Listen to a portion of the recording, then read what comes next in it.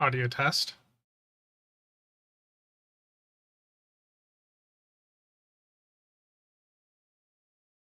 Audio test. Oops, audio's fine. Steven, how's it going? For some reason, my stream elements is like spazzing out right now, so let me just get my chat open back up here. There we go. The counting down begins. So with the webcam here, there's still a couple issues that I need to sort out, so I'm not gonna... Oh, did the audio cut out? You got me worried. You got me worried about the audio cutting out. Where's it gone? Later. When some people read that, they're probably getting a really bad impression of what all's going on.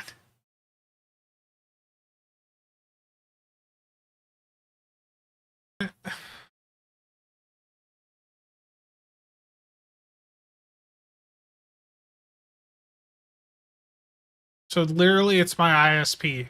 Like, we're back to the get the computer issue sorted out, and now it's the fact that Mediacom is such a terrible internet provider.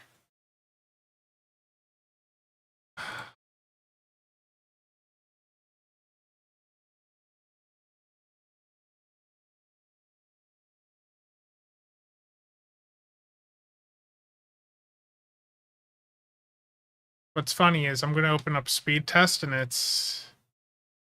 my internet's magically just going to shoot right back up. So the moment I open the speed test here, look, the moment I click the button, it shoots back up. Now it's going back down. That's annoying.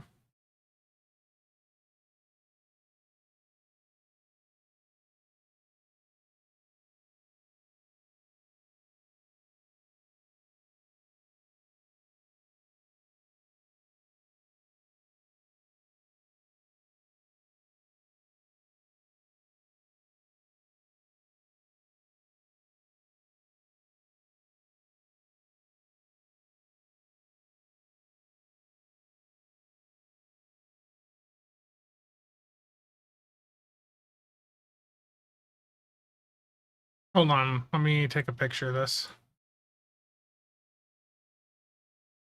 Look at the ping, the latency. I don't know if you guys can even see it.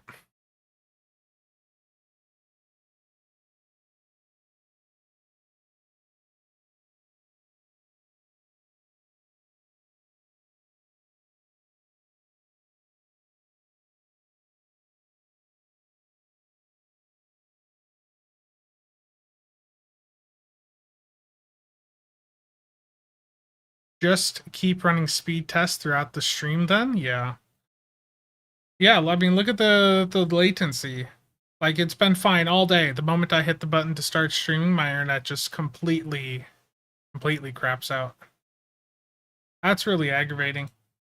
If I had any fiber providers available for me to swap to, I'd be swapping over to them. Like Mediacom, if you're in Iowa, you've probably dealt with Mediacom at some point, and it's a very common saying for those of us in Iowa to say, you know, F Mediacom.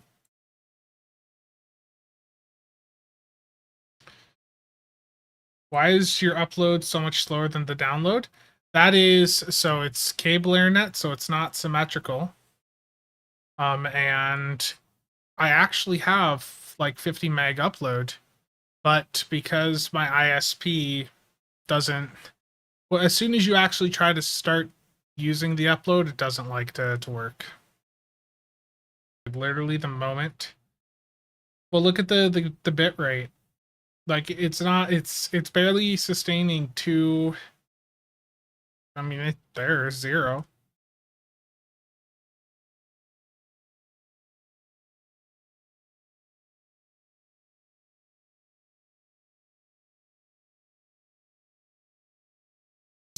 Completely went out. If you're in Iowa or been around the Midwest, there is an internet provider called Mediacom. The service they provide is just absolute garbage.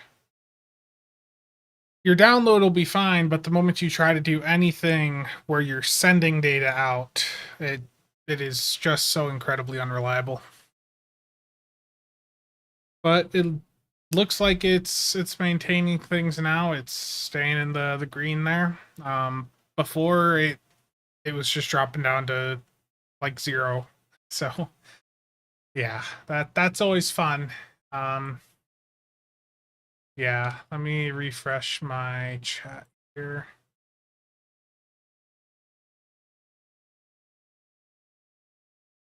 Yeah, my OBS stream chat is not actually loading anymore, but let's try to get back in the game to get some things going.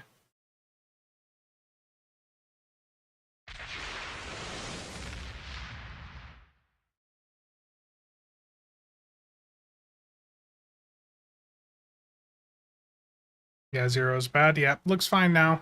Hopefully it remains that way. Yeah, that was annoying. So outside of that, let me turn the game sound down so it's not super loud. Is this Elite SAB? Oh no. I'm gonna turn the sound down for me as well because the game can be a bit loud. Okay. Hello again, David. Voyager Warp Core. 1701, how's it going, man? Rob. Distant Night. JB, how's it going? Oh yeah, and JB, you were asking about the Fire at Will Connie 3 build. So let me go post pictures of that real quick in the Discord. Because that was something I talked about in that video yesterday. Is just a Fire at Will build that I was running on the Connie 3. That was yeah. What was fixed? This is gonna sound really bad, but I think my issue wasn't ever. I mean, the Windows driver installing while I was streaming the other day definitely didn't help. But what I what I've done is, I've reinstalled everything, but I had STO on a different SSD and I didn't wipe it. So I uh I uninstalled STO and reinstalled it, and then the black screen crashes that I was experiencing when doing like infecteds went away. So the reinstall definitely helped. Okay, I think this was the loadout. Yeah, let me take a picture of this, put it on the Discord.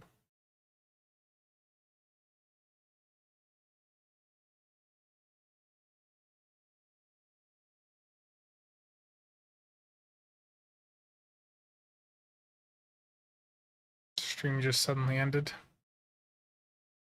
Yeah, it was. I think, that there was definitely like I said, Windows did legitimately try to like install older versions of the drivers like a second before I had the first black screen on the Saturday stream. But I think a lot of the issues I was having was more just I didn't bother to reinstall the game. I just copied my or I didn't even copy it. I just plugged the SSD back in.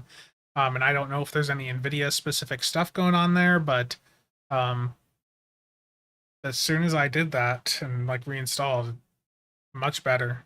I'm getting much better frame rates out of this 7900 XTX than I ever did my 3090.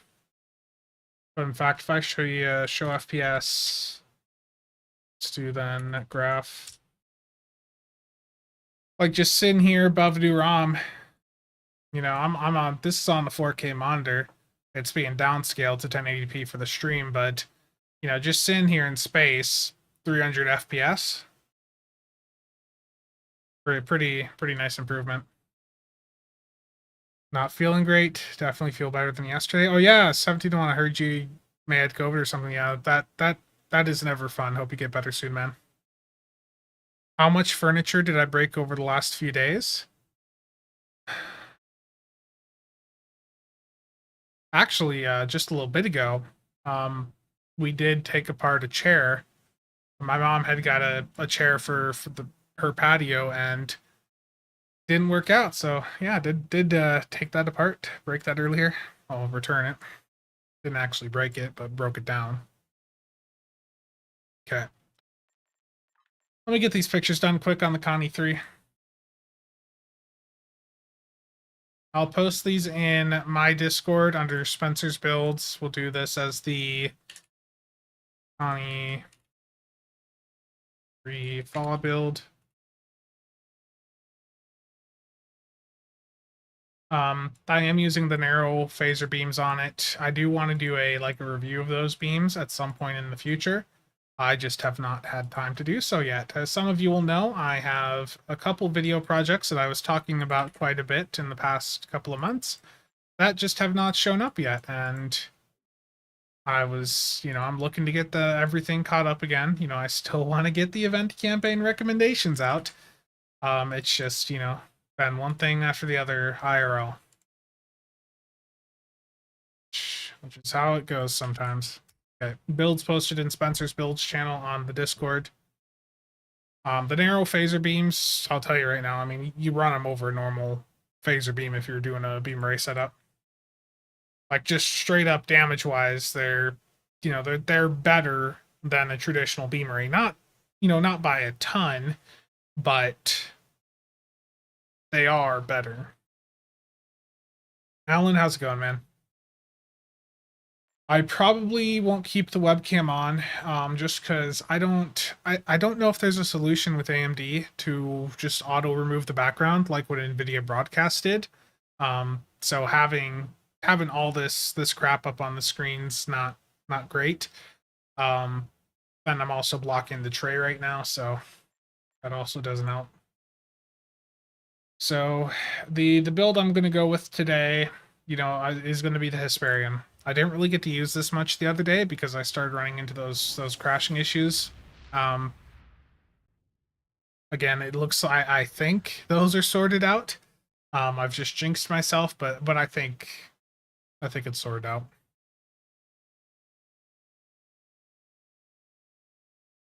What date will I release the event campaign recommendation video? Technically, I already did. That's one other thing that I did forget about is when I did the video earlier this year explaining the event campaign, technically there were recommendations at the end of it. Hats are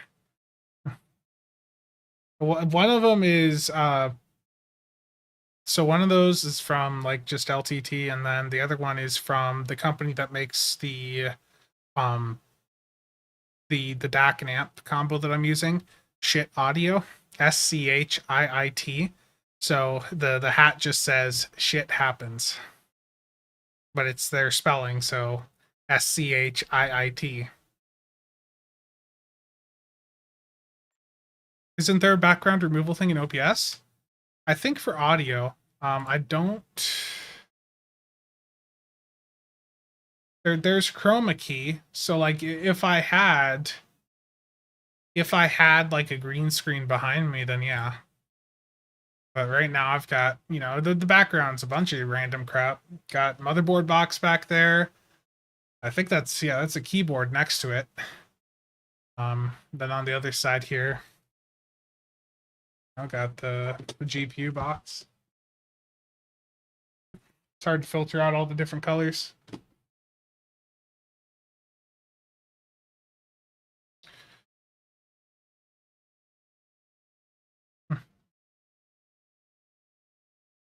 Yeah, I had to put all my water cooling stuff into a crate. Yeah, I was using NVIDIA Broadcast with my 3090. Yeah, I'll be playing. So I'm going to turn the webcam off just for the simple fact that I don't have the background removal stuff, and I'm blocking an important part of the screen there. Second, I'm going to restart my chat on OBS, and hopefully that loads. There we go. Okay. I'm going to use the Hesperian, the same build that I set up the other day on stream. I'm going to be going in disruptor setup, CSV. Yes, I do have the fire thing on. We're going to do some ISO mag cues. I want to go through, just do another, another round of the queues that drop the isomag components. So we're going to start off here with a vault ensnared elite. So I'm going to be just joining the public queue here, and again, this is vault ensnared elite public queue. And that was a very quick pop.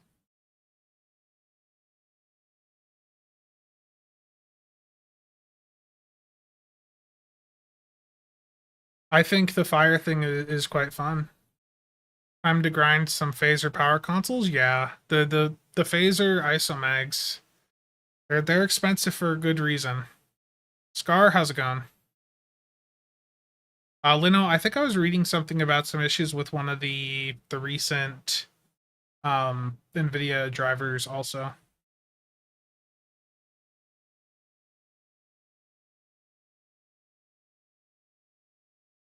Dragon's Breath, yeah, Dragon's Breath is actually really fun because of that fast recharge. Absolutely.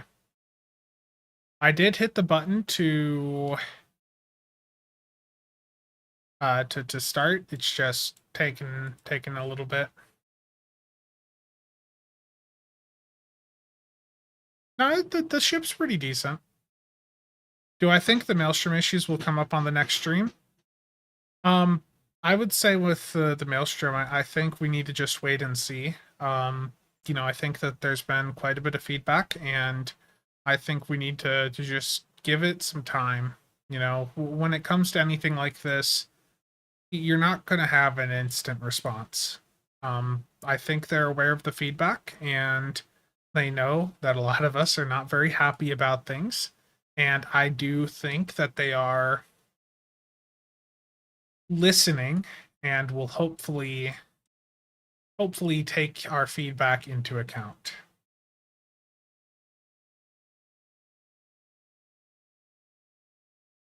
Pitchforks? Terrible.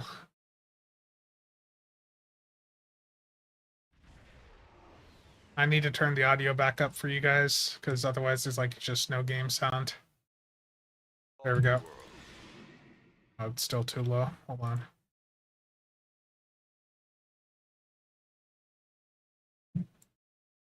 I'll adjust the audio as needed. But yeah, I'd say just be patient, give it time. I think they're aware of things, and I think we'll probably see some adjustments to the Maelstrom as time goes on. Disco 3-piece on this works well? Yeah, absolutely.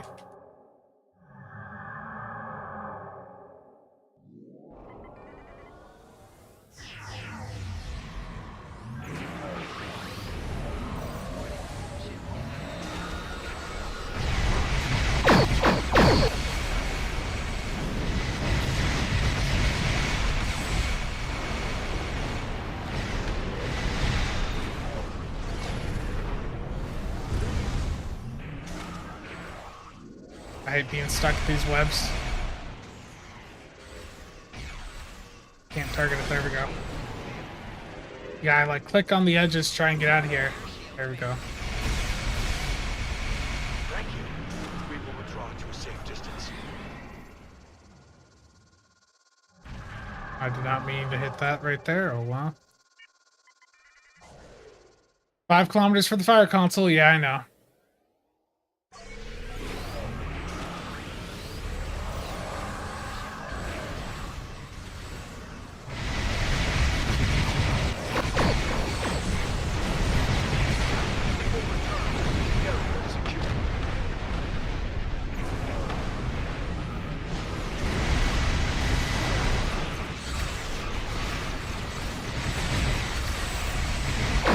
Die here.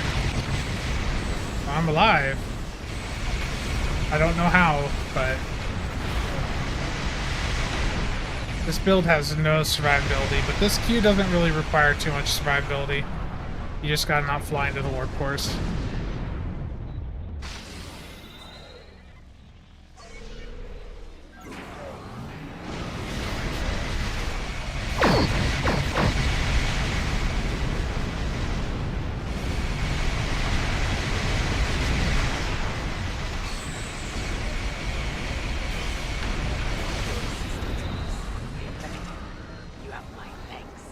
turn left. Here it is.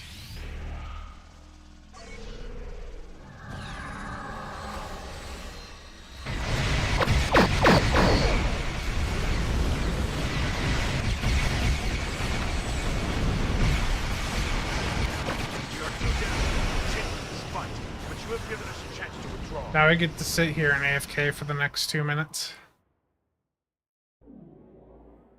Just quick question: what is your opinion on the T6 Temporal Constitution?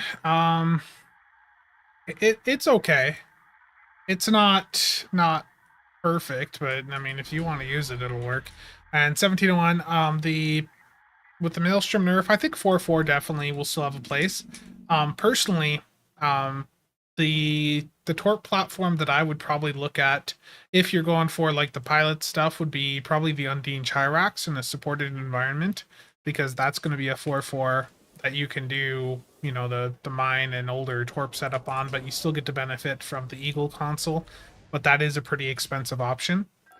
The other ship that I would probably say to look at for a torp boat's probably going to be the World Raiser. Even with the Maelstrom nerf, the World Raiser is just a really good platform. But that is 5/3. It doesn't have the battle cloak, but it's still pretty good.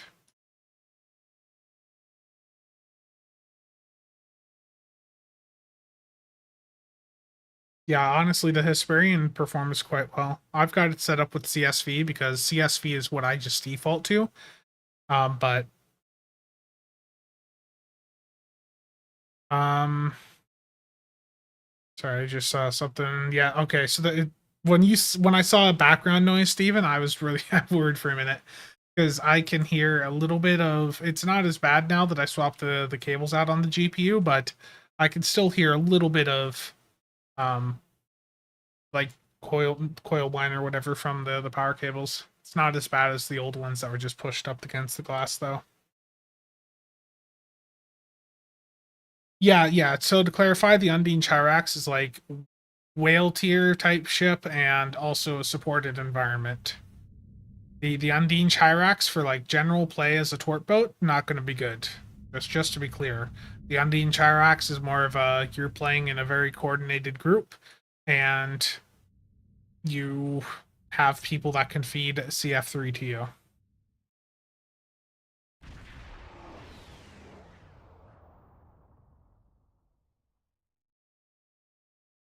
Yeah, torps definitely are not for everyone. And the other thing is too is the use case, like they're just way too overkill in my opinion for normal or advanced content. You just kill things too fast.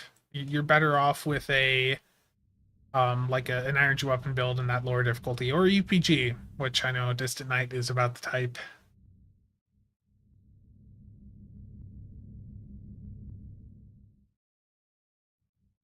The legendary Glen, yeah, the Glen works as a. We used to use that as a like a support platform, but it also does work for torps. Been doing a lot of FOB builds recently.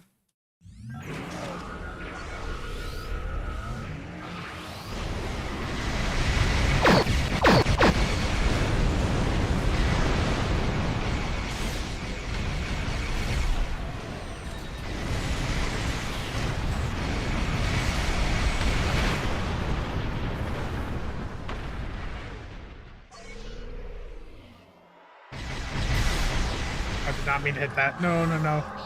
I was thinking about it and then hit it. I was like, I should have cloaked on the way over here.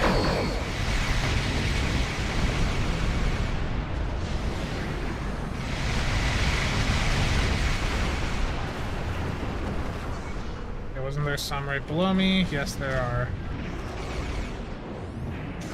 Oh no, I'm stuck in the map.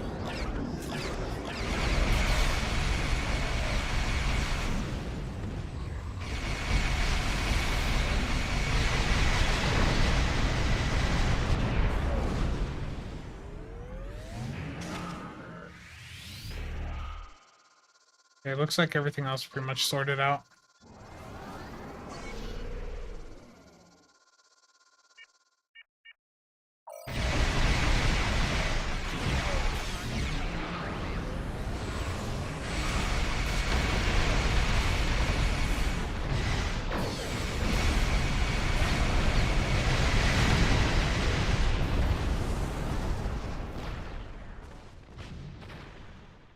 Only doing the summer event? Yeah. Yeah, if Fire at Will had a proper extension mode, that'd be amazing. I do miss the simplicity of running a FAW build sometimes, and with the Connie 3, I've really been liking the FAW setup I have on that. The Excelsior 2 console, of course, just really adds to that immersion. A reminder, when you have like a battle cloak like this, you don't have to stay in cloak super long. 3 seconds is all you need to be able to get the damage bonus.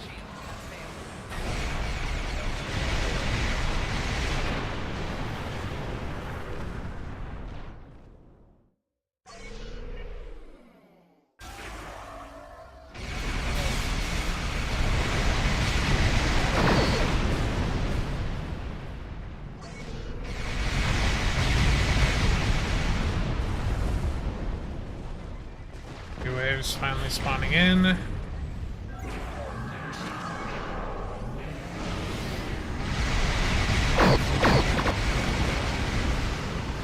mean, Dark Matter Quantum Spread works perfectly fine here. That's what I've got on this right now. You can still do the Maelstrom if you want, but I think the Dark Matter is just a better for most people with how they use torps.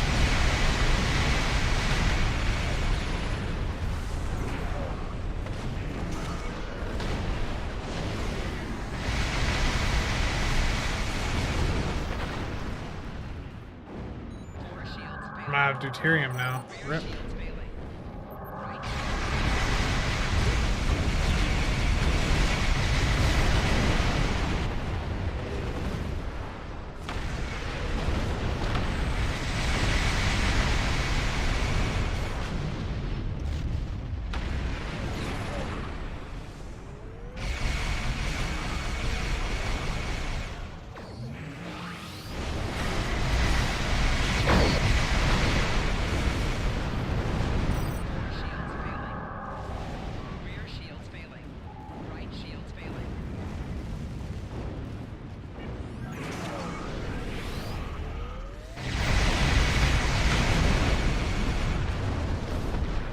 I mean, the Hesperian for a free ship still can pack quite a punch. I mean, it's basically a better version of the Arbiter from way back, so, I mean, the Arbiter can still slam. This can slam.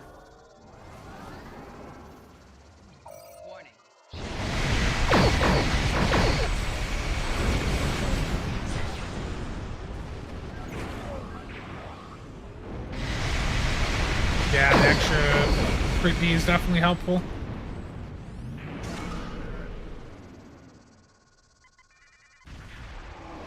I need to move these two apart to keep in that.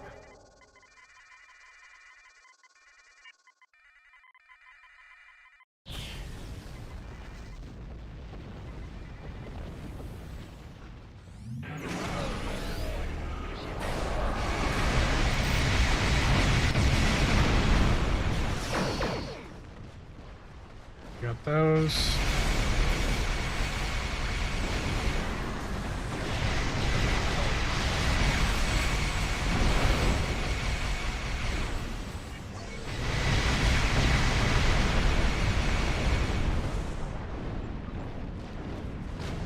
I'm out of batteries across the board. Oh no, I'm gonna have to craft on a little bit of crafting spree for deuteriums.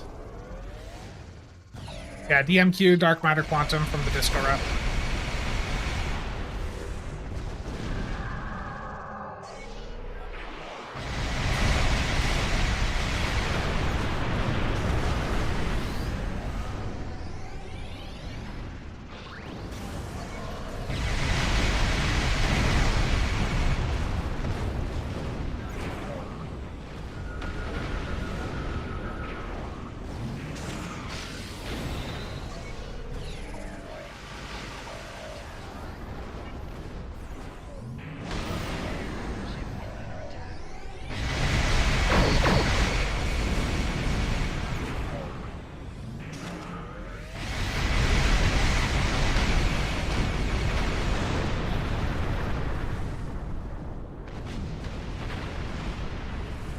The Universal.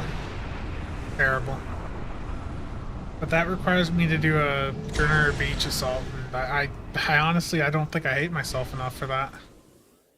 Okay. Doesn't matter at this point. Yeah, that phase is over. It's now time to kill the bosses.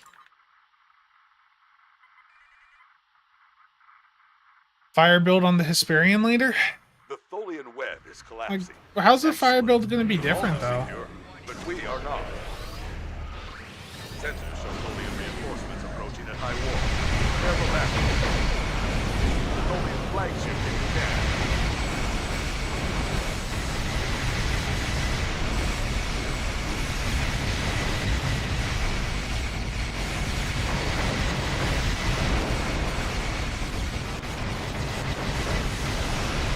The Tholian flagship is defeated. Excellent work.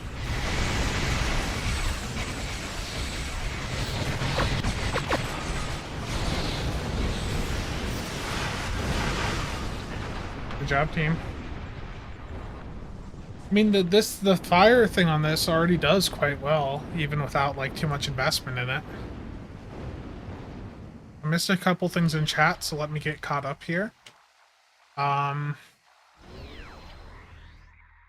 Answered that.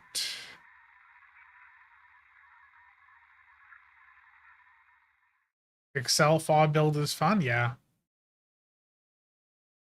Yeah, Fire at Will desperately needs a better extension way. But I think, honestly, the biggest improvement for Fire at Will is take it back down to 15-second, like, global cooldown. Or minimum cooldown, whatever the terminology is. Because right now it's every other firing mode basically has 15 seconds, all of the important ones anyways, and then you've got Fire at Will sitting there with 20. If it had if that was reduced by 5 seconds to match the other firing modes, I think that would just be healthier for the game, in that it would open that AoE option up for players that like Fire at Will. I know there's a fear from, way back in the day when it was people called this Fire at Will Online.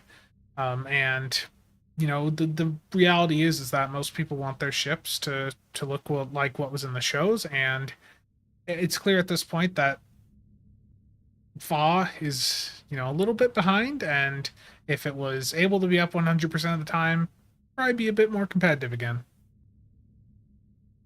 Would it be the best? Probably not, but it would give those that, that want that a way to still have some decent AoE performance. OSS on the summer event ship is nice. Oh, I gotta check too. I was looking at my tray when I loaded back up into the ship yesterday, and my OSS was straight up not on the tray. Okay, it is. I need to craft some items quick here. So I need to craft some batteries. So let's start off with the deuterium surplus.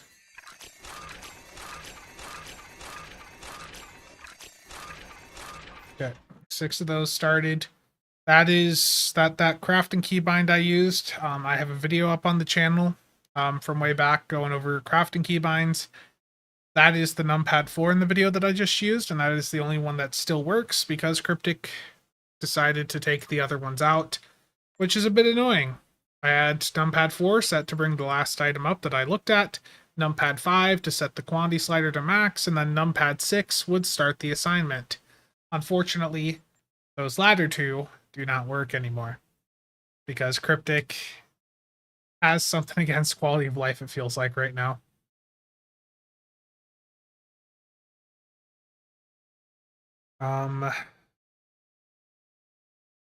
Ship's been fun in PvP as well. Did disable MPO work then? So the solution that I ended up going with that I think actually like fix things is reinstalling Stow. I don't know if there was something in the like NVIDIA file, or not NVIDIA, the Stow files that I had from before that was like causing issues, but what I did is I just went in and completely wiped out my Stow install.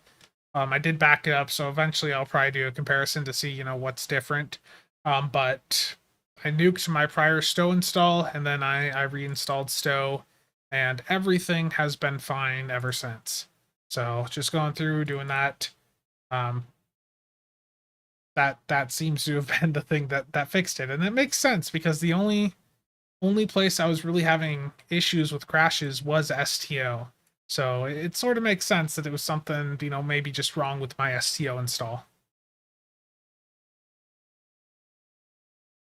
Um, okay, I've got a few other things here. With the new advanced engineering consoles, is it still recommended to have crit D mods on energy weapons with an engineer captain, or would damage be better? The issue with crit D versus damage is that it is extremely hard to give you a solid answer because it's all going to depend on how much cat 1 you have, how much cat 2, and there are tools out there from the community that can give you that answer. But I can't really say for sure, what you're going to be better off with. Stow Better has a tool called Trinity, which I'll pull up here. So I'll include a link to the Stow Better page, their tools page. They do a really good job, but the Trinity DPS calculator, you can use that to figure out what's going to be better for you. You can go in, play with the different values. It's going to be a little bit complicated. Just know that the Trinity does have, there's a little bit of information here to tell you how to set things up. But just understand that this is going to take a little bit of time to go in and get set up. But once you do set it up, you can use that to figure out, what's going to work best for you. Because each of our builds is different. The unlocks that we all have is, going to be a little bit different from each other. Some of you may have an accolade that others don't have that gives you, a damage buff, whereas other people may not have unlocked that before. So this tool can give you those types of answers. It can also be used to tell you if you'd be better off with the isomags for locators and exploiters. So really nice tool. Definitely check that out if you've never used that before. Yes, I'm very slow to respond to chat. The play is to take the trait in the console and do a disruptor fire build on a ship with an experimental weapon, so you can use the Ravager Shriek. Okay, yeah, because a fire build on this I don't think would be the most optimal. Plasma weapons. Yeah. Have I tested the trait? Is there a lockout? So does it refresh? Seems like a nice cat 2 bonus. 34% is pretty good to me. I think it's pretty much just constant uptime. To be honest with you, I think the Starship trait, I think it just is pretty much up all the time. Because especially if you're using any of the 5 things that can affect it, then you should be able to keep it up basically all the time. Take out a Tucker class to torment. Oh no. Bot does not concern us canon lovers. Terrible. Am I doing anything to combat OSS killing one of your subsystems? No, I'm pretty much just YOLOing it. Can I do a walkthrough for Draenor Beach Assault? No. I'm sorry, Distant Knight. I know you were hoping that I would say yes there, but the answer is no. Do I want to run a Herald Sphere? Yep. Yeah, let's do a Herald Sphere. Let me just get my batteries quick. I like having the batteries.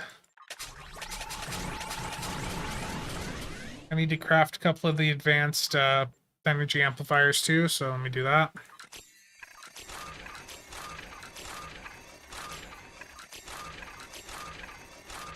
Yeah, let me just grab a stack of 10 there. And get these slotted back on the build. Because having batteries on your ship is quite convenient. Okay. So I'm gonna queue up for a Herald Sphere Elite, and we're gonna see how it goes. Herald Sphere Elite public queue. Join if you want.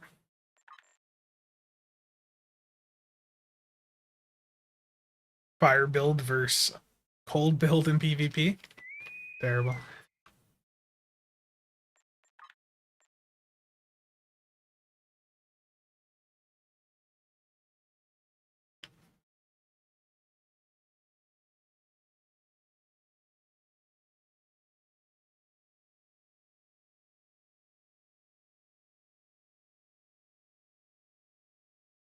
Press M.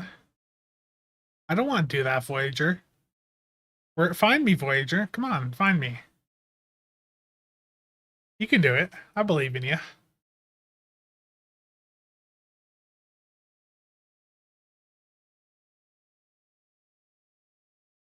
I did join the queue. It's loading. Okay.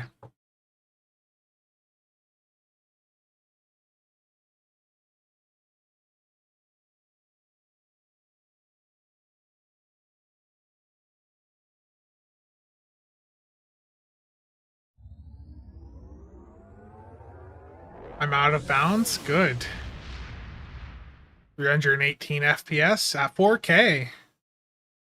That's 1,000 FPS. Yes. The gateway network gives the heralds techno. Yes, loading screen.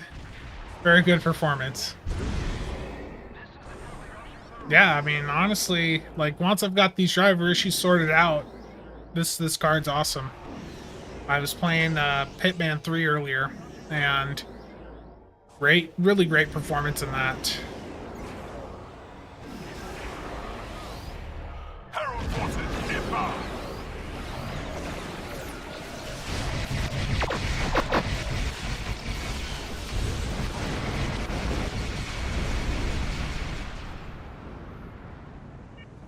Target's shields have failed.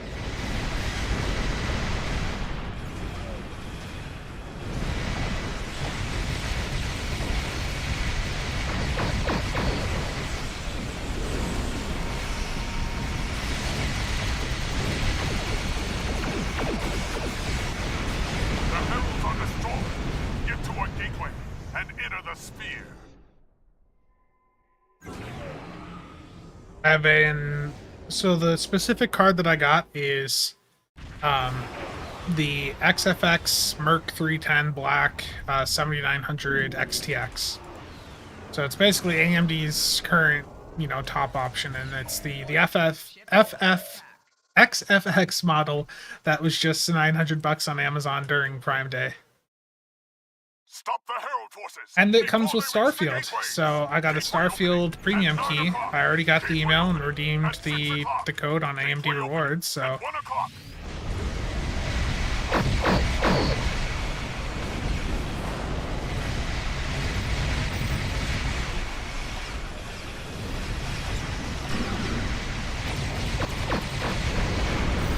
oh, these guys are doing quite a bit to me here.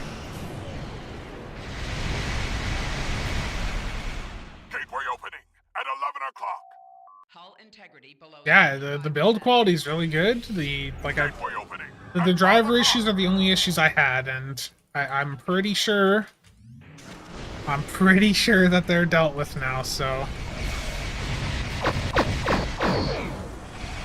I'm waiting for just a black screen to happen. Gateway opening at 4 o'clock. Gateway opening at 6 o'clock. Oh, that's really convenient. All of them right next to each other. You guys got that one. I need to not be spam barring the strategist clicky.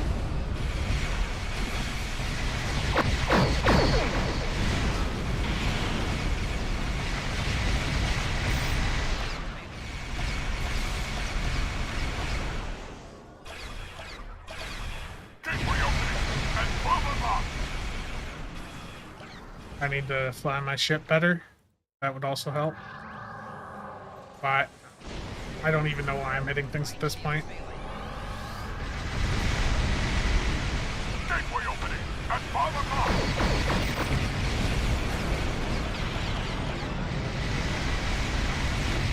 Gateway opening at 9 o'clock.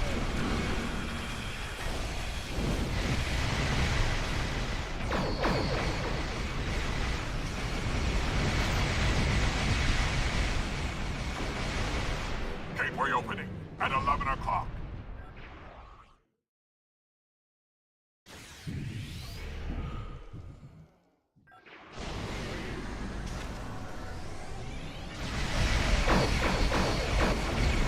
Gateway opening at 10 o'clock.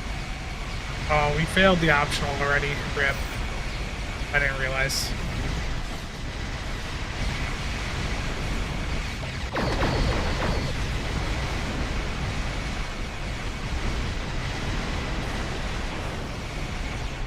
Gateway opening at 8 o'clock.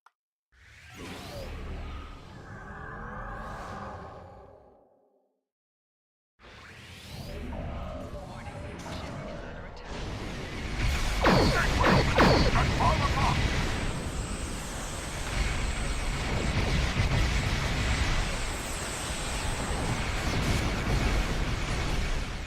Gateway opening at 1 o'clock.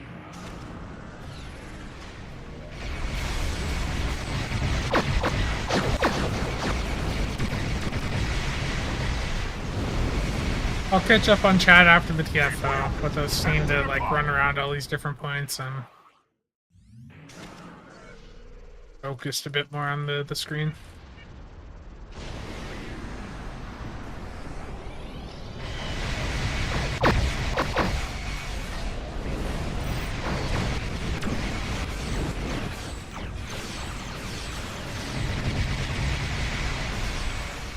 Gateway opening at 7 o'clock.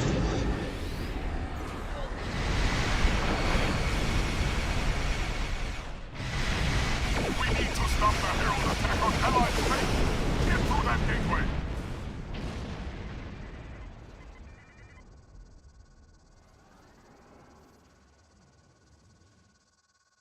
Yeah, you can get the Starfield with a bunch of the AMD cards. I think the 6800 XT, 6900 XT, those are all really good deals right now. You get one of those at like a good price. Those come with Starfield. I think like basically the entire lineup has Starfield right now. Take out their command vessels.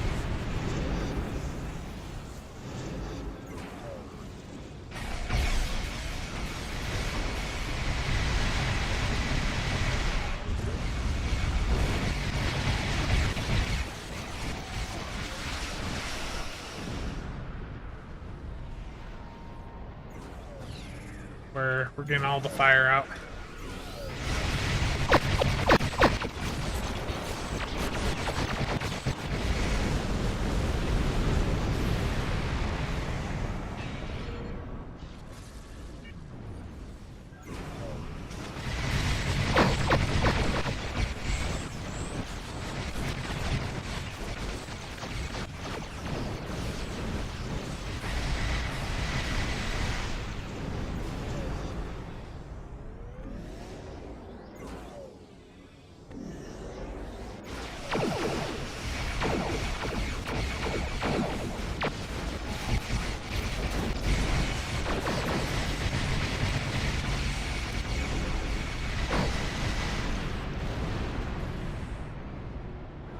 Yeah, I didn't really want to. Wasn't in the best position to buy the new GPU right now, but when the 3090 died, it's like, well, that's got to be replaced.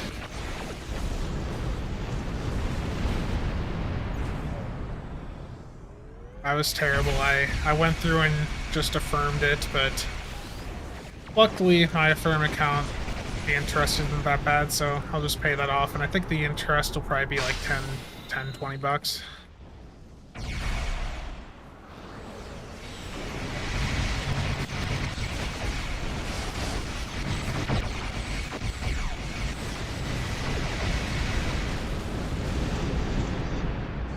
Yeah, I know, it's terrible. We failed that optional.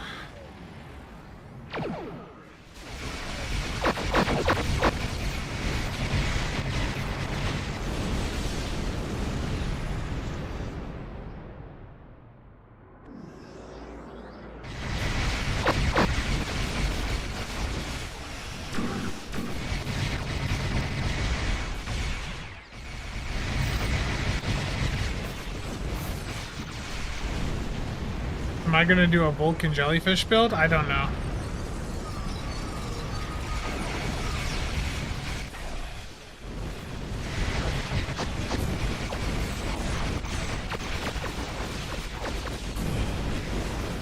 I'm just trying to like see where I'm flying, you know?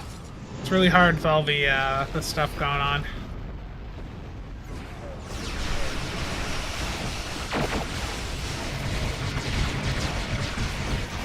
You know, I think did they fix this? Because remember, this used to not spawn in the once you had like 5, it just stopped spawning the waves in.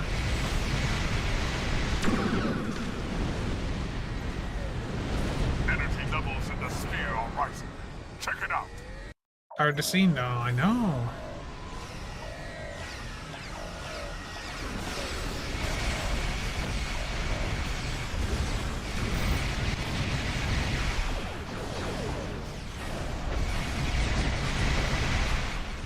Sensor reading show that the ship is controlling the gateway. Destroy it. The ship is drawing power from the gateway. You need to shut the gates down, or we won't be Good able job, to team. destroy it. All that work, the 8.5 minutes of combat got us a total of 90 marks. Very fulfilling reward from this lovely TFO.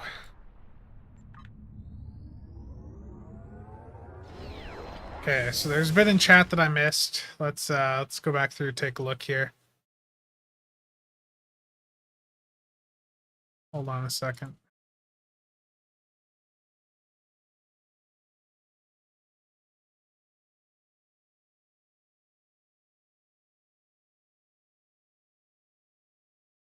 Okay, let's take a look at chat here because I definitely missed a couple things.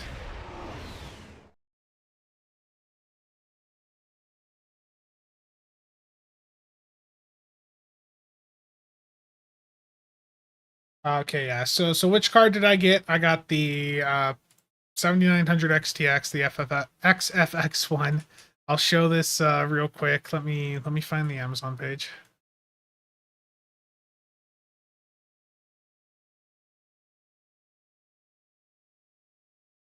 Yeah, so this is the exact card that I got.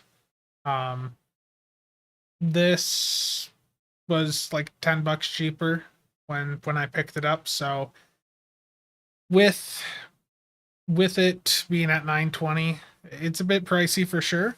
But I didn't want to downgrade GPU wise. You know, once you've used one of the like top tier cards, you get in that mindset that you'd never want to move back down.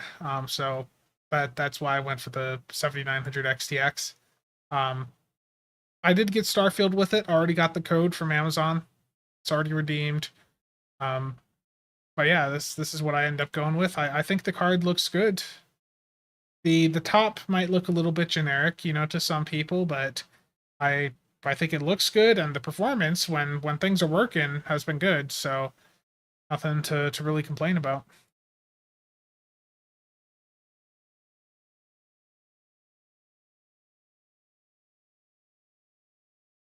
Okay.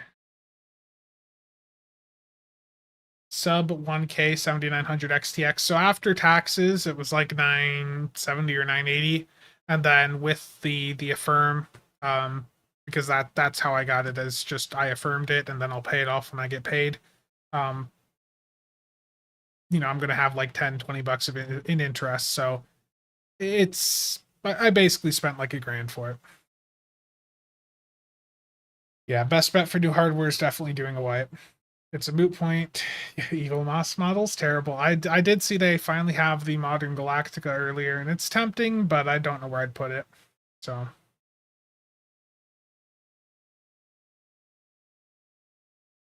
What are the effective shooting angles of CSV? I mean, isn't it like a 45-degree cone around whatever you're shooting? So it can, you know, it can like potentially hit a little bit wider than what it looks like. Vulcan jellyfish build. I mean, it might be something I mess with on a stream.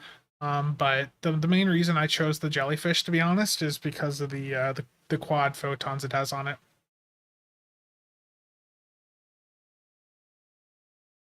Hard to see in stow, I know. Would love to see what my PC build is. My PC build is let me Actually, I don't have a picture of it. Let me take a picture of it. I could also probably just move the webcam over. Let me do that. I don't know what the quality will be like, but let me get that cable over here. It's going to be a little bit messy, but let's see. Does this work? There we go. So for the case, I'm using the Lee V3000 Plus. It's a pretty big case. For the motherboard, it's an X670E Aorus Master. CPU is a 7950X. I got those two used off of a YouTuber I watch, so I didn't buy them new. I got them as a combo from that person for $700. The RAM I got during a price mistake on Newegg, but they honored it, so I got two sets of 16 gig sticks, so it's total of 64 gigs of RAM. That's all running at 6,000 megahertz CL30. The graphics card there. I finally have my sleeved cables there. The reason that there's this like tube going here is because there's a radiator right under here. That initially, like, it was just going directly into my 3090, which was water blocked, but obviously I don't have a water block for this GPU yet. And then for the rest of this, it's all water cooled, so it's just water cooling's a hobby that I've had for the past couple of years. I think I have enough like water cooling fittings for like a small store at this point, but yeah, it's a full AMD build now. Before I did this processor swap and all that, I was on an AM4 setup with a 5900X, and then of course the 3090. And when I was swapping the motherboard out and cleaning the 3090 water blocks off, that's when I noticed that the 3090 had a short. So let me go back to the in-game camera here. Yeah, if you ever need help like figuring out a PC build, if you have like a PC part picker list, send, feel free to email it to me, and I'll, or not email, just DM it to me on Discord. I can take a look at it, give you some advice. Let me get this moved back over.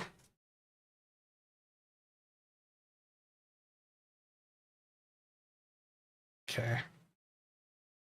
Yeah, so my setup is not the most traditional. It's a bit overkill for doing stow, but it's just messing with PCs like this has been a hobby of mine for a very long time. So yeah, I have some other pictures too of what it looked like before. Let me pull up my Google Photos and not show that off on stream. Where is it?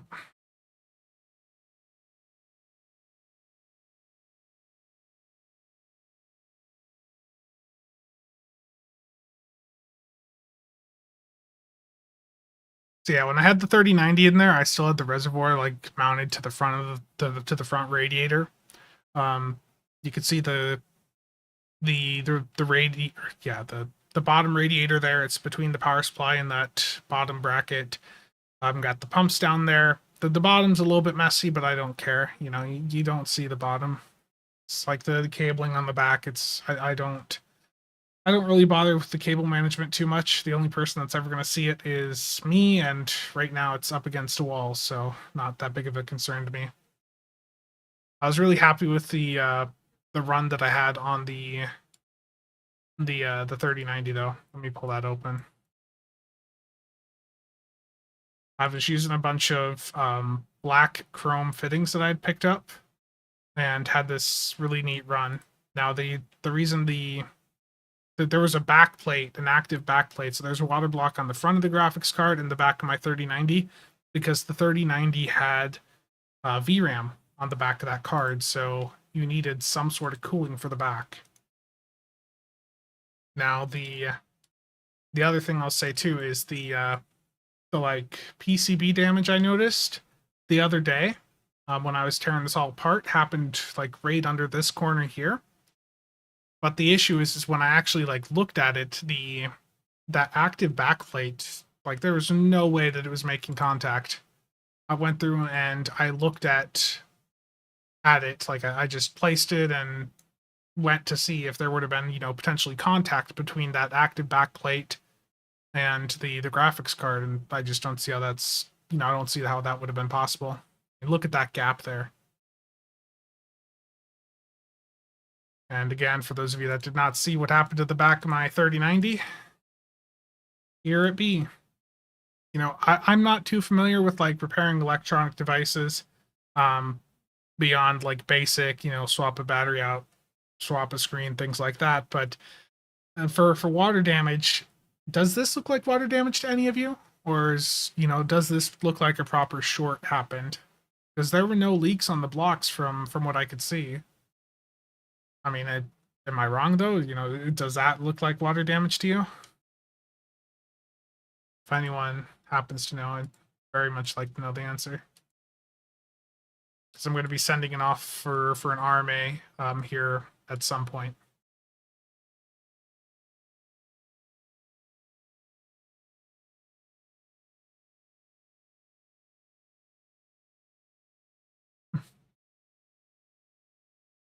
Yeah, short. Does the white wipe off? I honestly, that PCB is actually sitting next to me. It's in a drawer. Let me grab it.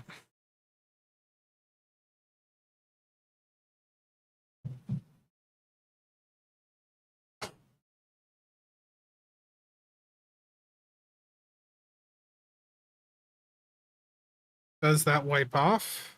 No, it's not really wiping off.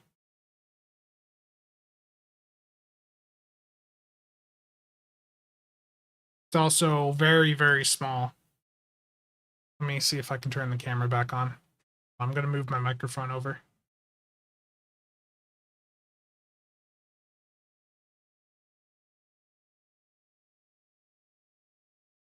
Okay. Get some lighting in here. I need to invest in some of those lights that you can put above the monitor. That'd probably help. Yeah, so with this, doesn't really, the lighting is so bad in here. Oh, okay, this flashlight's a bit bright.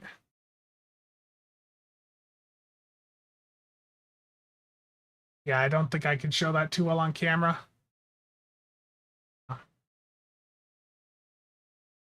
Anyways, the area this all is like right up here. It's a very small area in the overall part of the board. It's really not much. $500 each ring lights? No, I did see that there's some stuff on Amazon that I can get that would be like 30-40 bucks, so I'll probably do that. Just have to wait till like another week or so. I spent a lot of money in the past week, Yeah, right now the only lighting I have for like that I can put over there is flashlight. How's this? I don't even remember what this is. FC11. It's something I saw recommended on the flashlight subreddit. This thing gets pretty bright.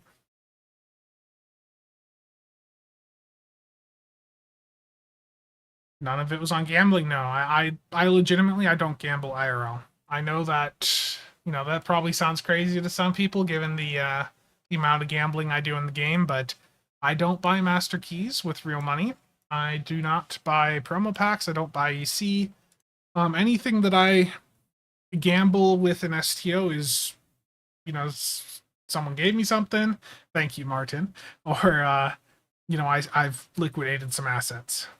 Really is a Reddit for everything. There is. Yeah. Okay, webcam back off. Let's get back to the stow side here. Yeah, and the 5900X, to clarify, the 5900X is still a great CPU.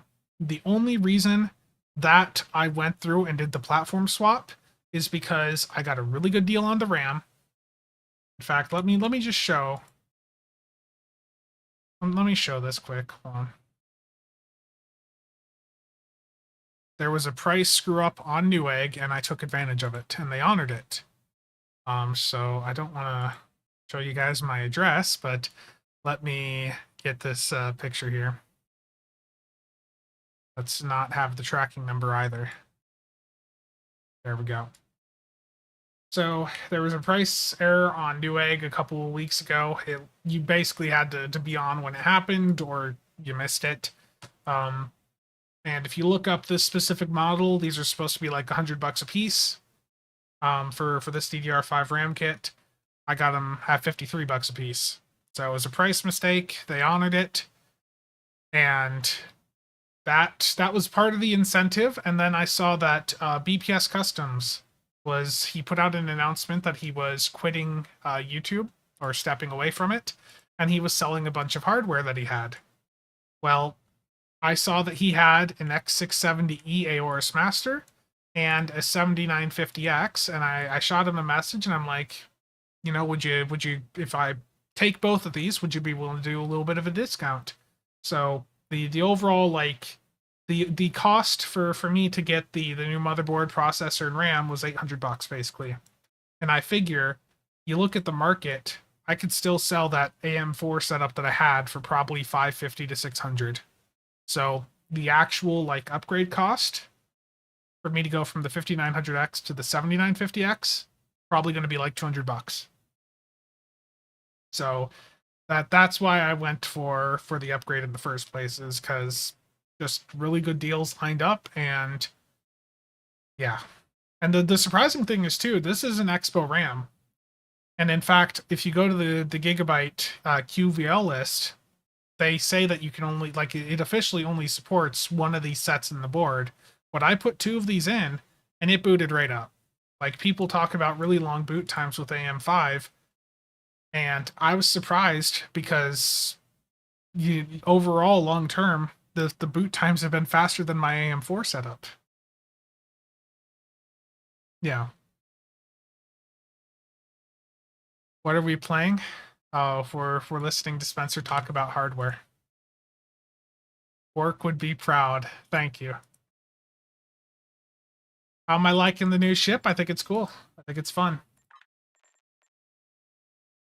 We're gonna do an actually no. Let's get a bunch of people in here. Let's do a quick Crystalline Catastrophe Advanced public queue. Crystalline Catastrophe 10-player TFO. Let's all get in here, and then afterwards we'll do a binary circuit. So we'll do 2 10-player TFOs back to back, and then we'll go back to some of the 5 players.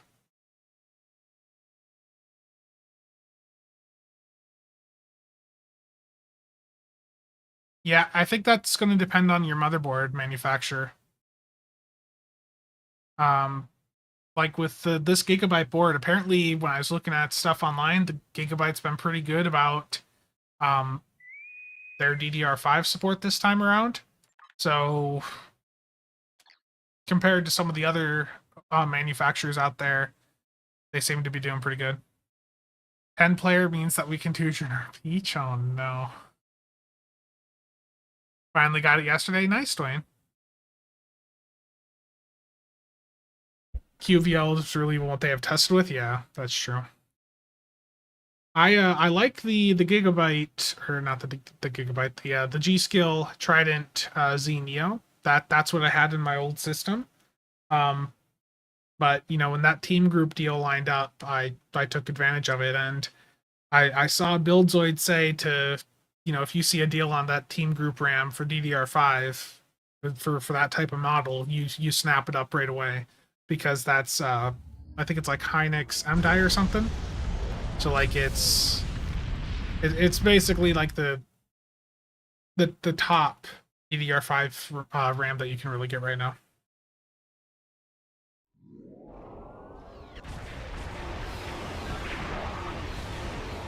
Yeah, G-Skill is definitely very good.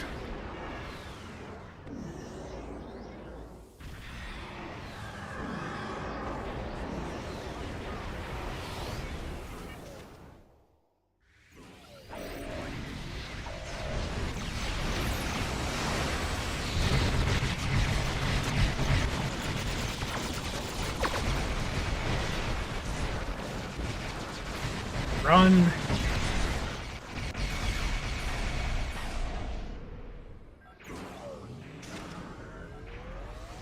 Yeah, there's a few Hesperians in here.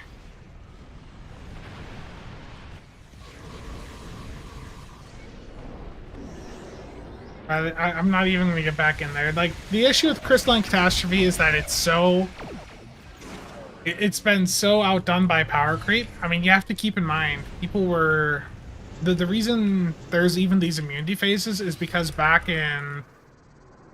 What was it, like 2016, 2017, people were killing the entity in like 10 seconds. There we go. Little bit of lag right there. Oh man. Stream's doing fine, so that's just stow lagging.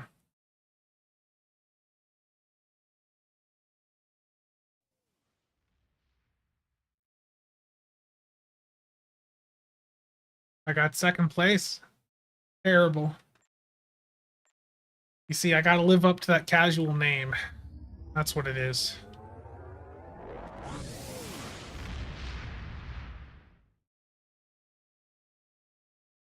Fun fact, there's going to be, you know, in CCA, isn't it? There's always going to be 2 players that get top place, 2 players that get second. Because it's like for each team. Got the You Tried prize? Yeah. Indeed. Okay.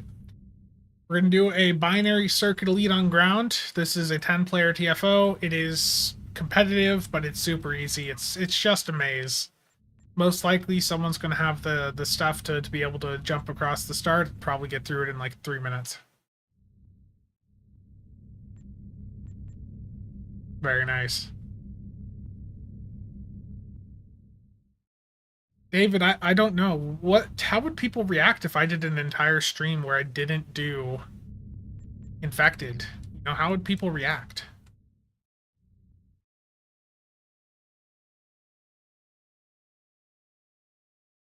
What would people think if casual SAB did an entire stream without infected?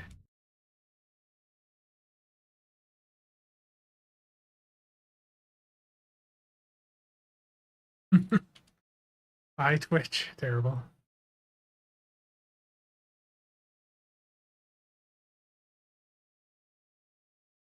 It did pop. I think we're just waiting for it to load the map. While that goes, I am going to hit my things that I need to hit in no game in a different window, so we're just waiting for it to go.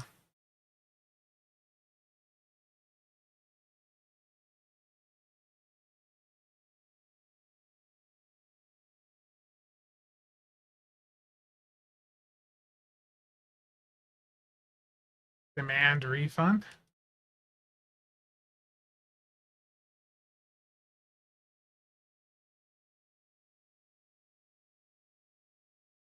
Terrible.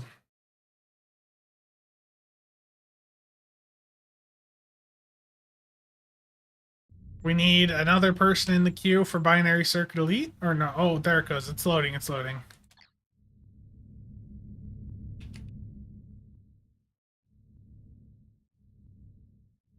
Yeah, the FPS here definitely is... I think this is like 100 frames better than my 3090. And, you know, just sitting in space here. What's really funny is if I turn off the entire HUD... like... Oh.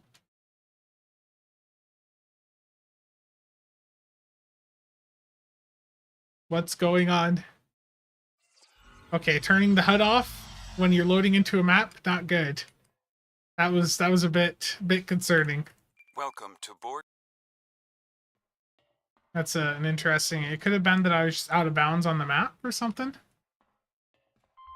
Can't stop seeing crap.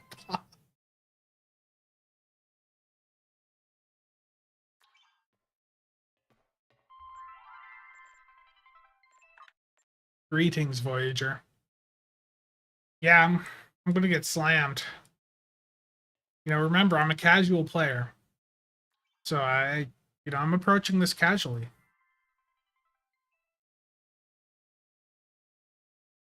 Yeah, I've seen that video and definitely like the Training I don't know if I'm going to do much, simulation RAM tuning. The fact is the car or the RAM's working well right off the bat, so The red team beat the first challenge. yeah, we're losing this one.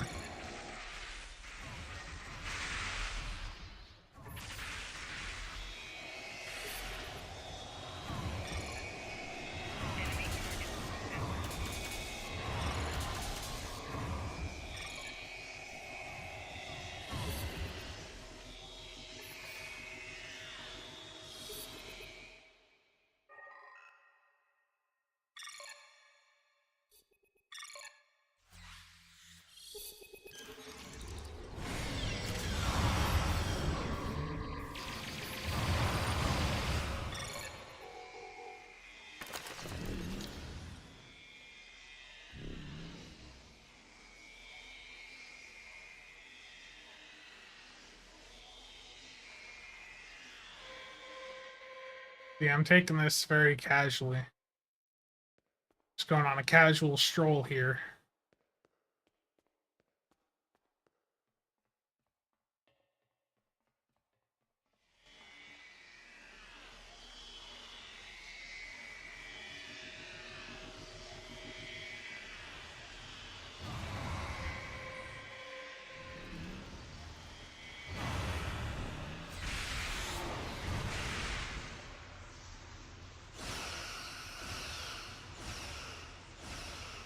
Farewell, team.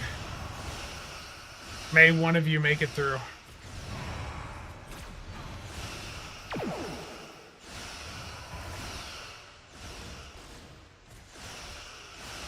red team beat the second challenge.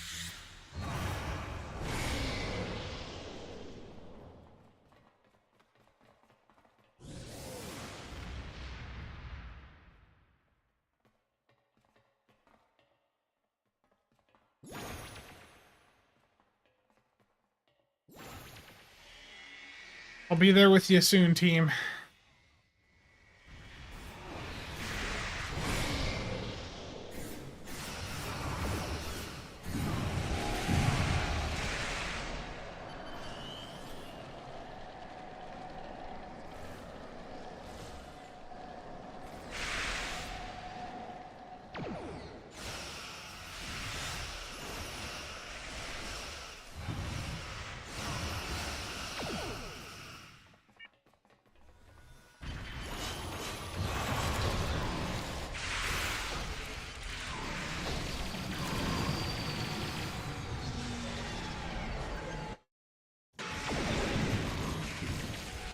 We got this.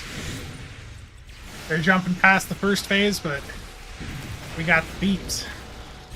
Training program complete. Results to follow. We did it. We made the comeback there. We did it.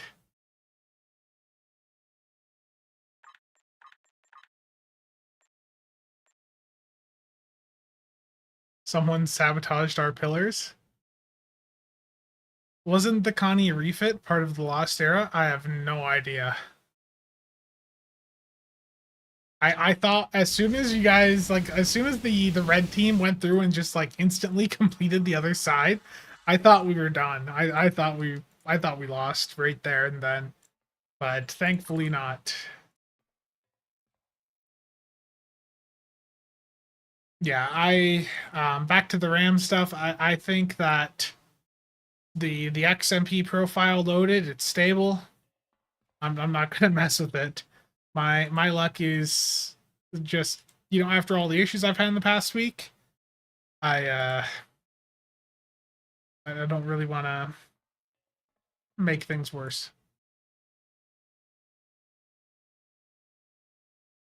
Gotcha.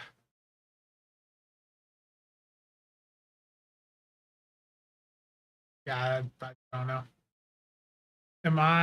When are you doing an isomag console video so the price skyrockets? I mean, soon, hopefully. I want to have some actual like numbers there though for that.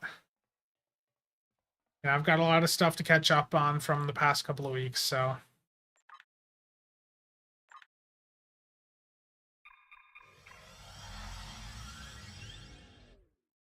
What CPU, GPU do I have? Philip, I'm currently on a 7950X, and for my GPU, it is a 7900 XTX. Full AMD right now. Okay, let's do an Into the Hive ground. Let me swap specs for this. I'm going to go Commando. And for weapons here,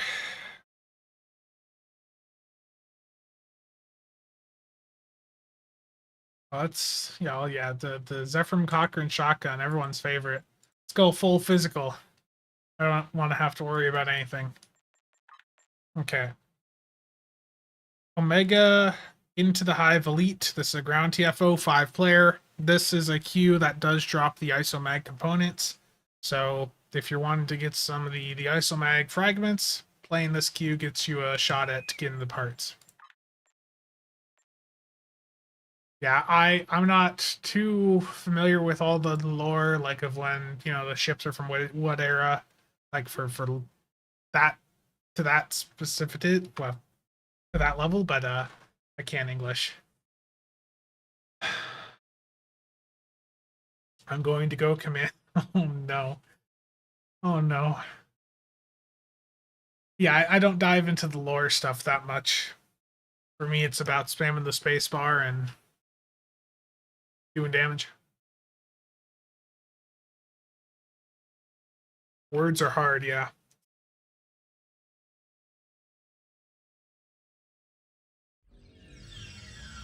You have penetrated to the heart.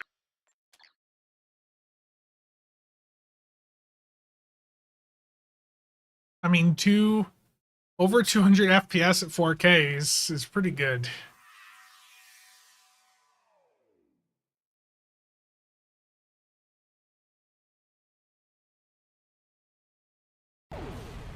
Words are very difficult. I mean, I like some of the lore stuff, but I just am never... I don't memorize that stuff as much.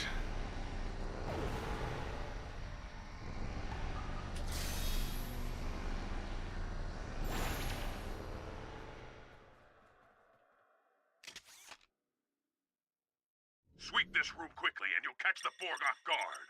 Seize the advantage!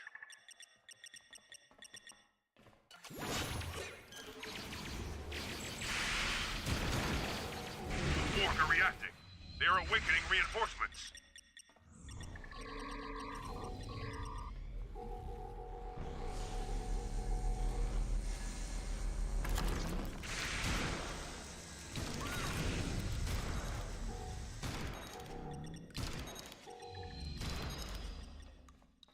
Very immersive.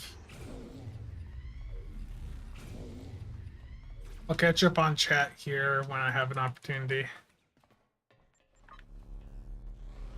I'm scared of the green parts on the map.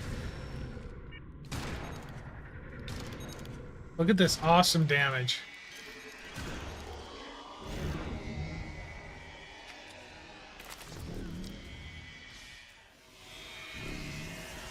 Do I think they will have a Fed Strange New Worlds faction? No. I think they're done with making new factions, to be honest.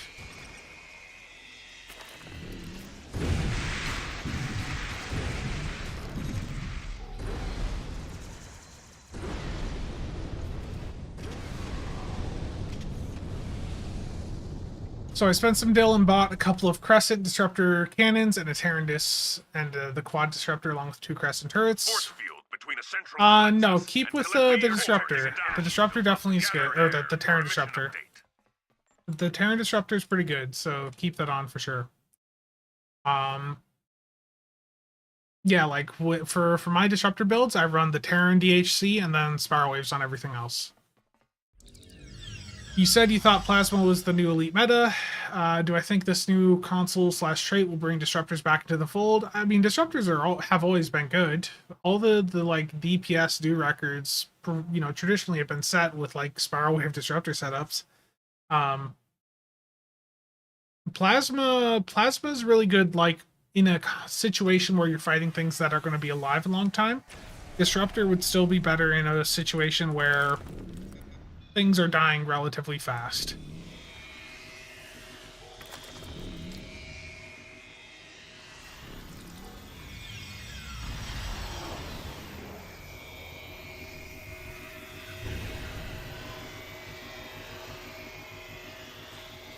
Borg are reacting to the virus up close. Reinforcements inbound.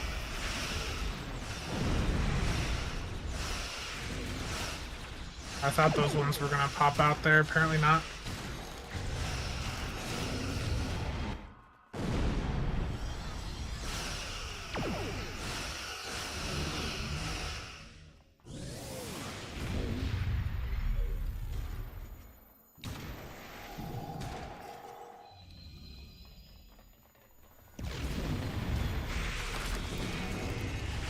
And the quad, the quad is that's entirely if you want the visual, to be honest. The quad cannons can be fun, but you have to keep in mind they do drain engine power. So actually, I probably wouldn't run the quad disruptors right now, because if you're using that new console, you want to have your engine power higher, and if you have a weapon that's just natively draining engine power, that's gonna hurt that fire console.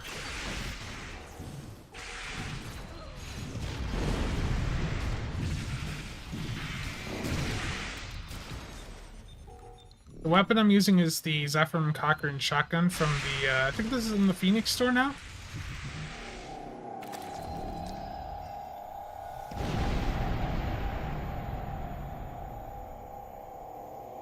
Yeah, they're not making any more new factions. I just don't see that happening at this point. I don't think that's realistic. 11700F with 48 gigs of RAM. Nice. Yeah, make sure to turn hardware acceleration off in your browser. That's one of the things I tried when dealing with these issues that I've been dealing with. Borg are in chaos. Time has come. Attack the Definitely turn that hardware acceleration off in your browser.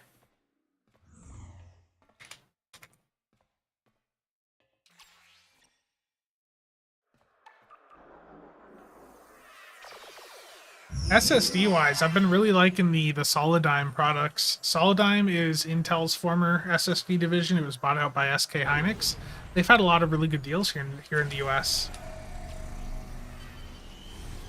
Like their top drive is comparable to what Samsung's offering.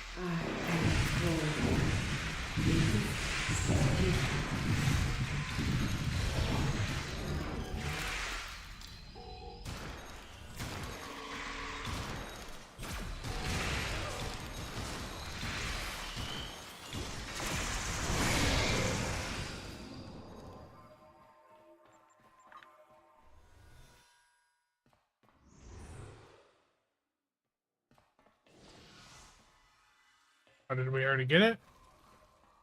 We missed a Borg, I think. I am Borg. Resistance is futile.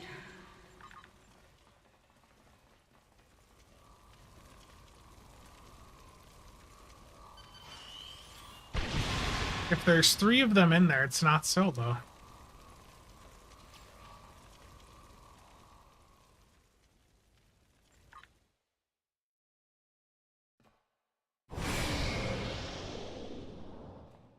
Oh, yeah, we gotta hit the thing now.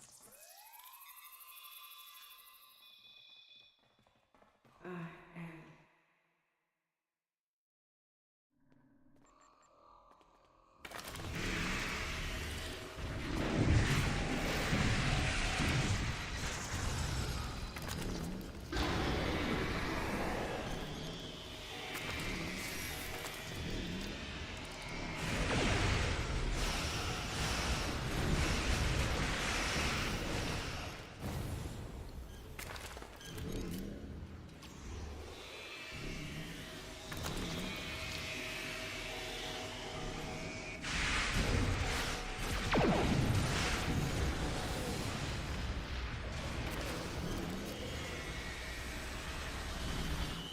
I really should have a ground, like, spam bar set up.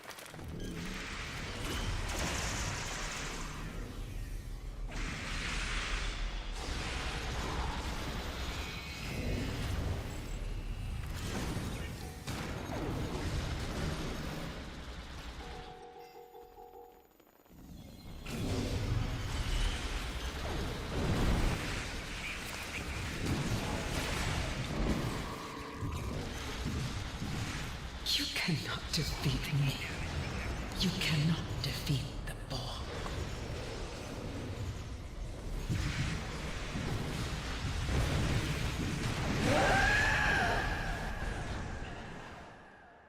I think we may have defeated her. Good job, The everyone. enemy is in a state of disarray. Without their precious queen, the Borg Collective Good bit is of marks there, as always. Actually, not that much, but better than that Herald Sphere earlier.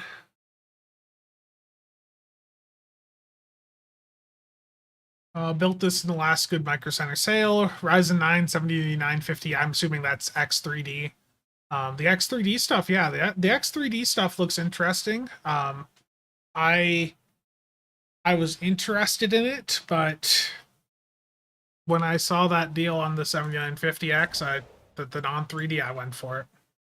I might mess with X3D like next gen or something, but I don't foresee myself needing to upgrade the processor again anytime soon.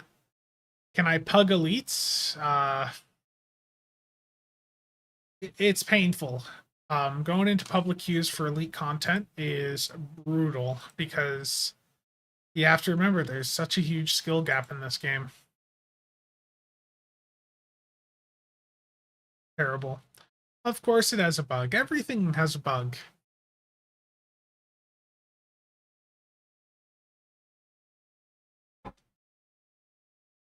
Okay. I've done a couple different TFOs so far. Let's see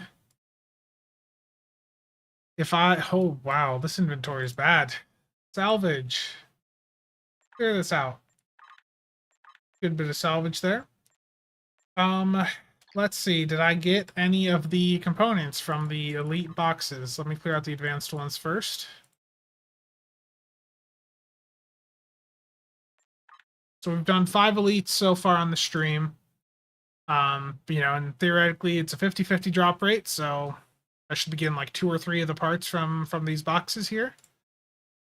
Nope. Nope. Nope. Yes. Nope. So bad RNG there. Only 1 of the 5 had it. But that's how it's going to be. The large sample size I did almost 2 weeks ago showed that, the drop rate really is 50-50. It's just opening in larger samples can give the wrong impression.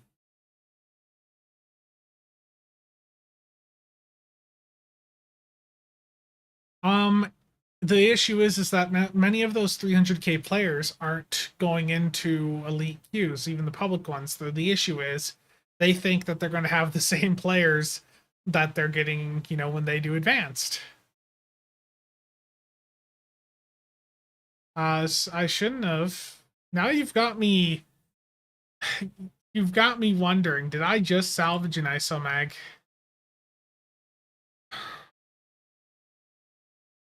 Why would you even say that to me? Now you've got me. I'm gonna have to go back and look. It's all your fault. Distant Night.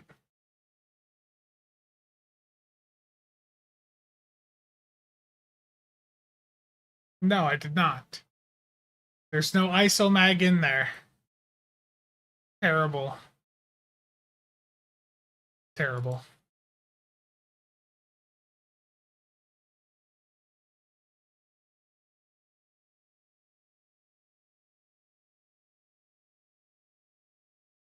Yeah, the beams off the Hesperian really aren't worth it. It's better for you to probably just discard them and use the disruptors that you already have.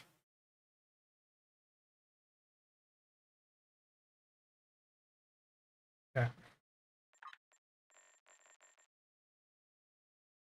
Section 31 Vanity today? Yeah. Yeah, the Section 31 visuals are nice. I'm tempted to do, you know, this infected. I haven't actually done one with the Hesperian yet. Yeah, they're just standard disruptors with a new name.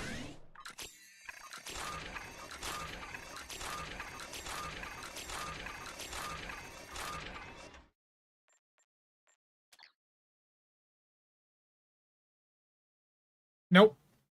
They are just basic disruptors.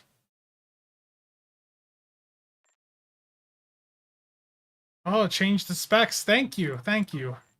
I would definitely have forgotten that right there.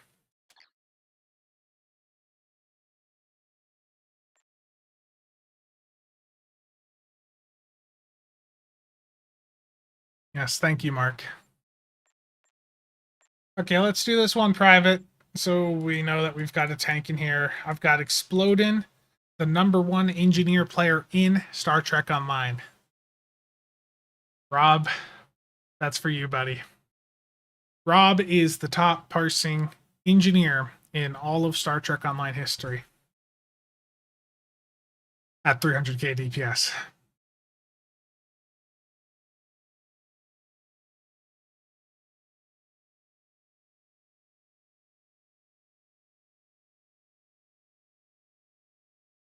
Yeah, everyone else is in the millions. Tax and size are, you know, up there at like 20 mil. And then there's the top engineer. Rob had like 2.1 or 2 point something mil back when we were doing the actual like Torp DPS runs. The coordinated ones way back. Okay, and then with Rob, that's gonna be full. Rob, are you hidden?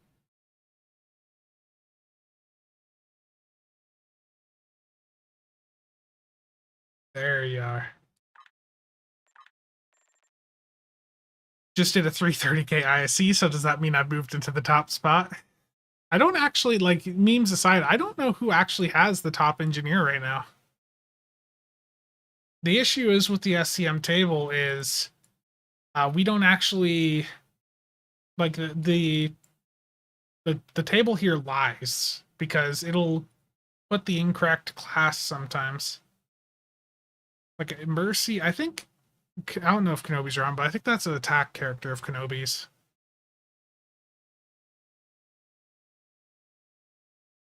I mean, there's an engineer maybe at, you know, 20th. Ranger's got his own class right there, looking for group. Did that just for Ranger.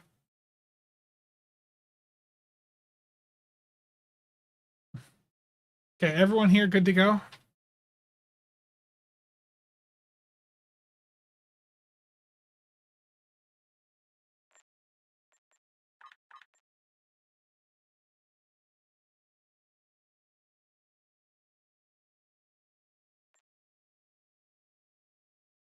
You have to change ships, Rob? Oh, you're good now? Okay.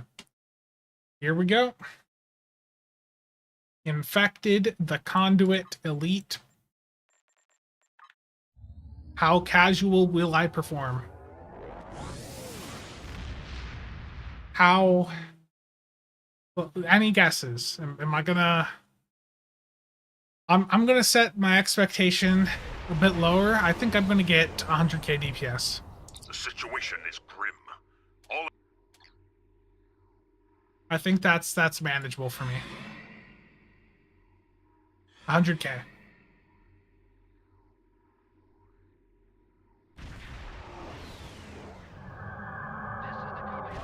$100k is not casual. Oh, rip. That's true. It's not.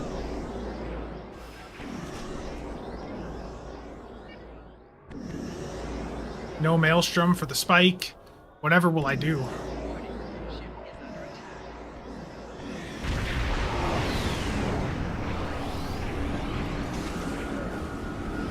scanning the nanite threat.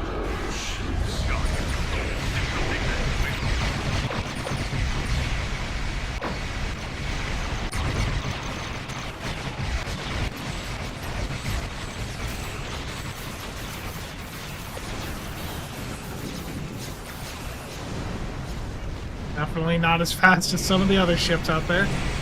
CSV's already misfired, so no matter what, this run's going to be lower deeps. The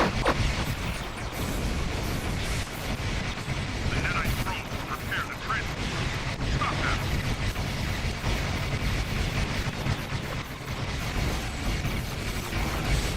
Yes. CSV misfired from start to left.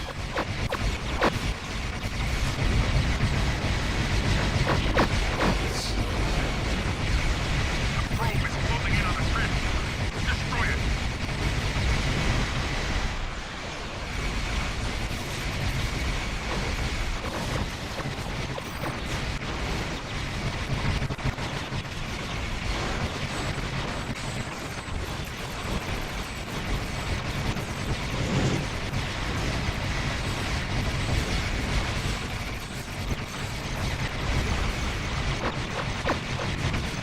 I think we have loose on left.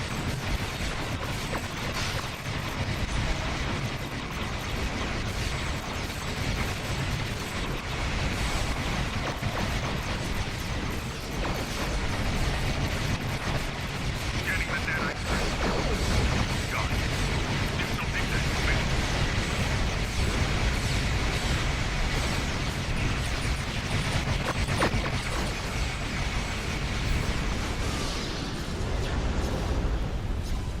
Yeah, it's very rough. Oh, Beaumont, you crashed? I'm sorry. The transwarp conduit I has been I destroyed. just looked over at However, chat. our scans of the starbase are still being disrupted. We will need to send in a Rip.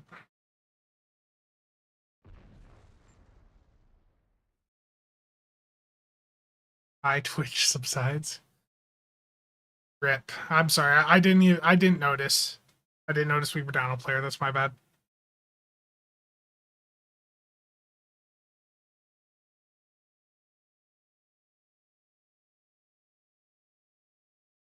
So the damage there, let's see. The console did 44k for me. My Celio Lightning doesn't do well in elite content. Honestly, I should have taken that 3-piece off and put the Fleet Colony deflector back on.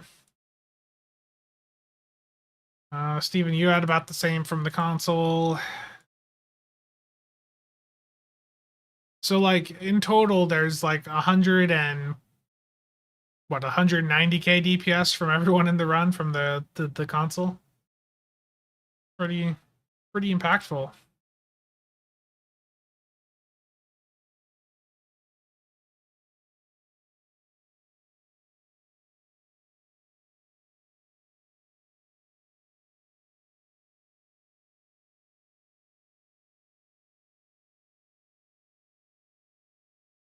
Where the Tholian Warp Core did. I mean, yeah, you had a little bit from the, I could have put the Tholian Warp Core on for myself. I see what you're saying.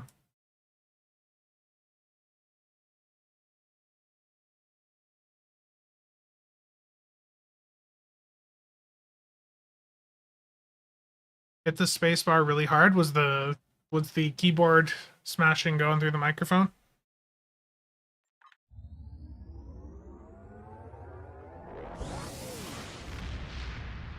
Yeah, and especially with like a CSV type build, that'll happen.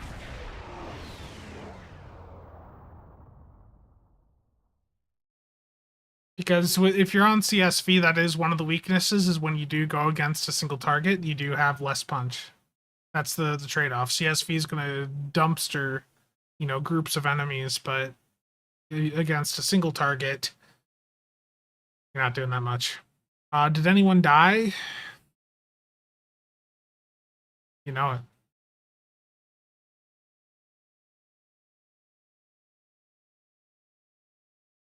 I need to get my shield, heal, ground endeavor done.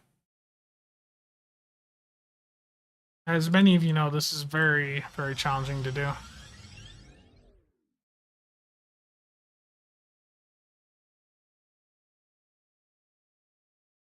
Yeah, it's pretty warm in a lot of places here in the States, right? So could very well see, you know, a few people having PCs overheat right now.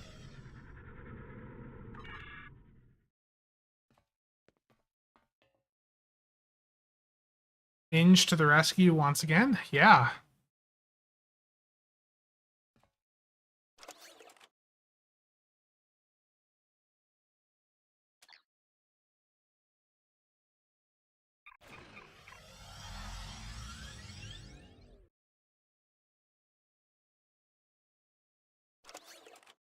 Yeah, the Hesperian's a good ship. I mean, to be fair, you have to realize the Arbiter's also a really good ship, and the Hesperian's, you know, just a better version of that. The thing is that the the Arbiter and the Hesperian, they're not as good as some of the newer offerings. Like, you go for the Terran Hydra and the Sea Store, that's a much better platform, you know, for doing the same things. But for a free ship, the Hesperian is still pretty good. Disruptor is definitely what's going to synergize with the Hesperian the best. You were also tanking?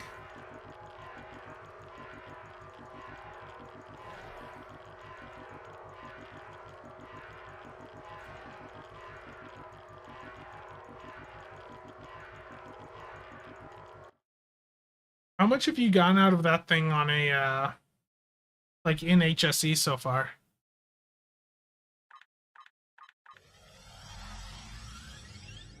Yeah, that'd be cool, Mark. I wish they would do that type of stuff more often.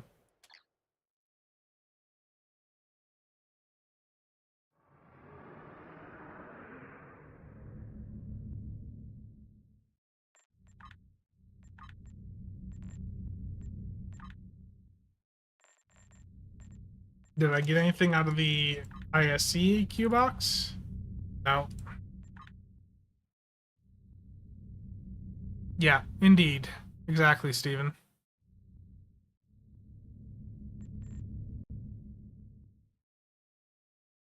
You know, I know we've been talking a bit today. I don't know what to think about Drop being bought out by Corsair there. It's still a bit crazy to me. They ever respond on Discord?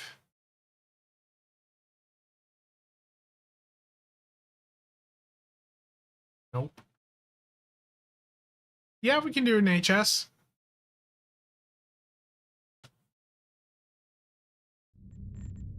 Hive Onslaught Elite public queue. Let's go.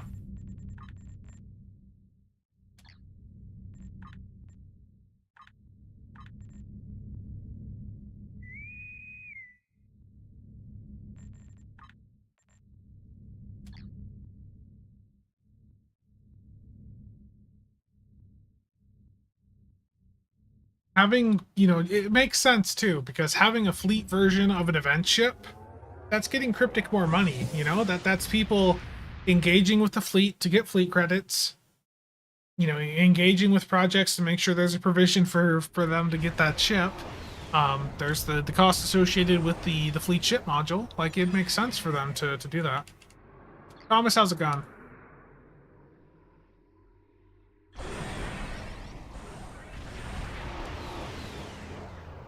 Yeah, I mean, I know some people were saying they, you know, want to make it look like the Planet Express or whatever from Futurama, and I think you can definitely do that.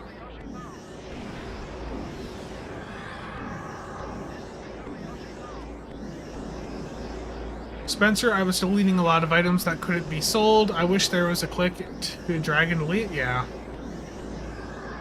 There's been times where I've definitely wanted like a bulk delete option where I could just select all the like consumables in my inventory and just get rid of them all. I am perfection. I am bulk.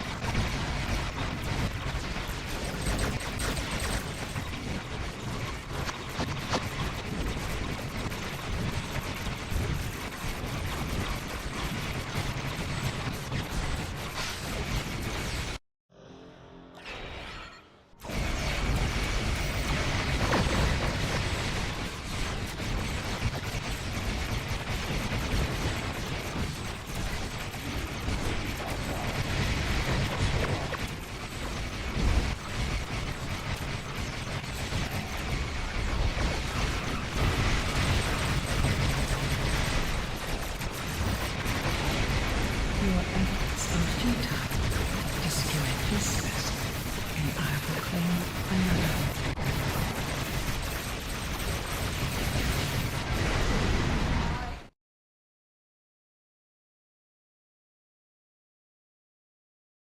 Million distant. Pretty good.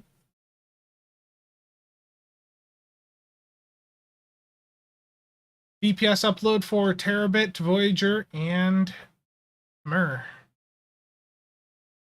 I can understand why they kept CSV3 away from it. Yeah. I mean, I would like it to have had CSV3, but they have their reasons.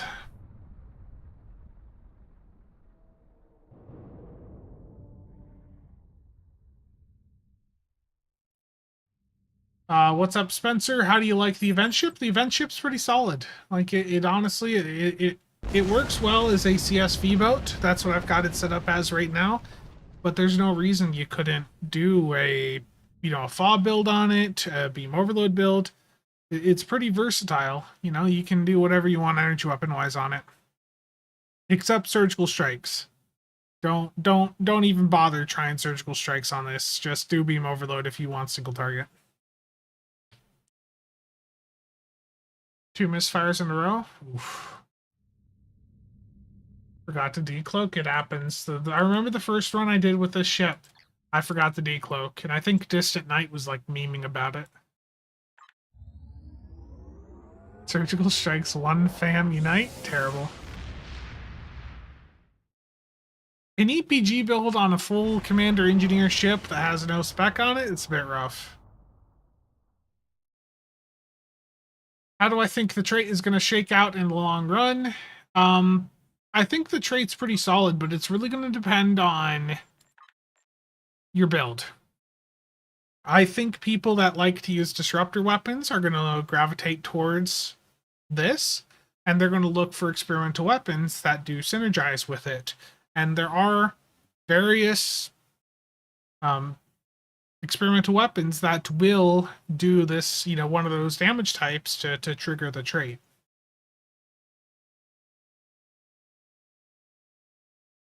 I think it's going to be a very good budget trait, and I could see some people opting to run it over, Ruin in some situations, to be honest. I think Ruin's good, but this, it's a good budget alternative while you're, trying to get Ruin. And yeah, if you have an experimental weapon that's synergized with it, it's going to be pretty good.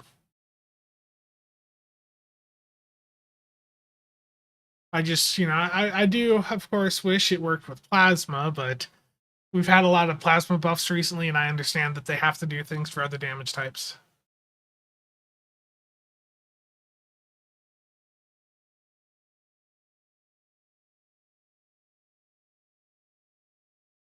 What's going on here?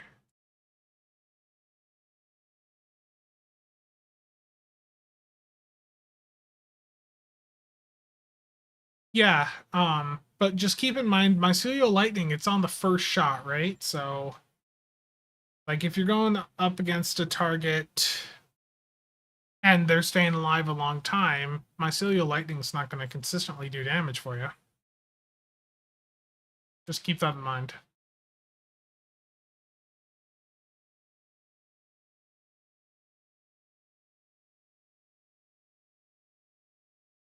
Yeah. Tetrion needs love badly. You can use Tetrion. Like, you can go out and use Tetrion right now and do perfectly fine. It's just, yeah, it's not going to compete against Disruptor, Phaser, Plasma. But it can still do well. Yeah, it did also get love with that new Tholian set.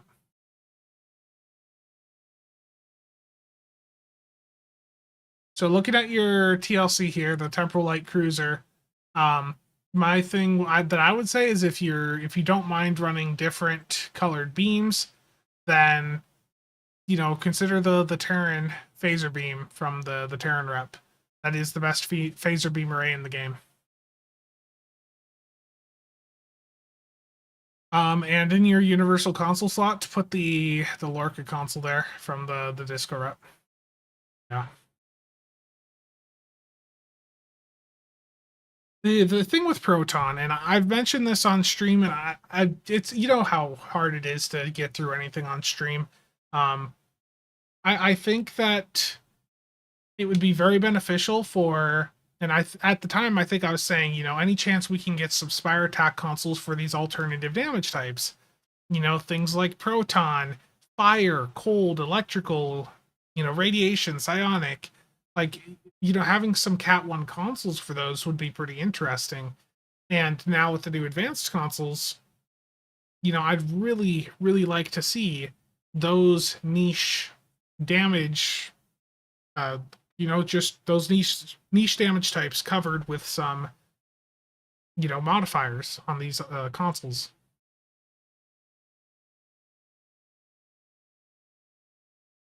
Buy an energy type and just stick with it. Yeah, I mean, realistically, any damage type will do perfectly fine. Any damage type will get you through the content. And, you know, I think I've shown this off on stream before, but my old main, SOB, what I'm using on that is a rainbow bug ship. The reason it's a rainbow bug ship is that I use it whenever I want to go through and do endeavors. And it works perfectly fine. And I guess I can reroll the turret it has on it now, which is very nice. I just don't have salvage here apparently, but yeah, it's a mix of damage types, and it works perfectly fine. Don't the advanced consoles have enough mod options already? No. We need more modifiers. The gamble is not severe enough. We need more modifiers. The suffering must continue. The lithium drain must continue. But if the modifiers are actually something that would be useful for people, then yeah. Give us a proton mod, give us a, you know, rad mod, psionic. You know, give us all these niche damage types. Give us that modifier. You know, at the end of the day, you know, that's, I don't think that'd be too much for them to do. You know, I don't know, you know, what that all would require on their end, but I can't imagine it would be too difficult to create some new modifiers for, you know, for these advanced consoles. You know, just, you know, Stowe is, what's the word I'm trying to think of? I'm having a brain fart right now, but you know, the point is that in Stowe you have a lot of flexibility, and I think that they should just go through and expand upon that. I know I said I wasn't going to do any more of the summer event, but this character needs to lithium, and I haven't done this in like 2 days, so... Actually, the last time I did the summer event was on stream. I didn't do it at all Sunday. I just didn't care.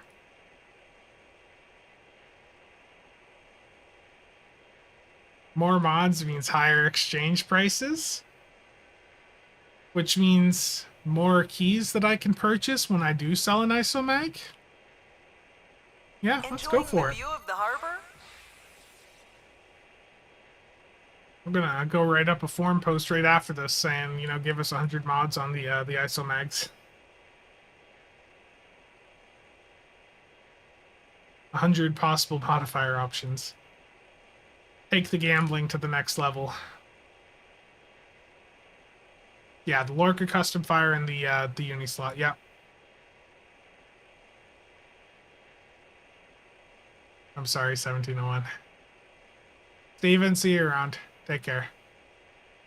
1.5 billion EC for an isomag if we have enough modifiers? I mean, so long as key prices stay the same, I'm fine with that.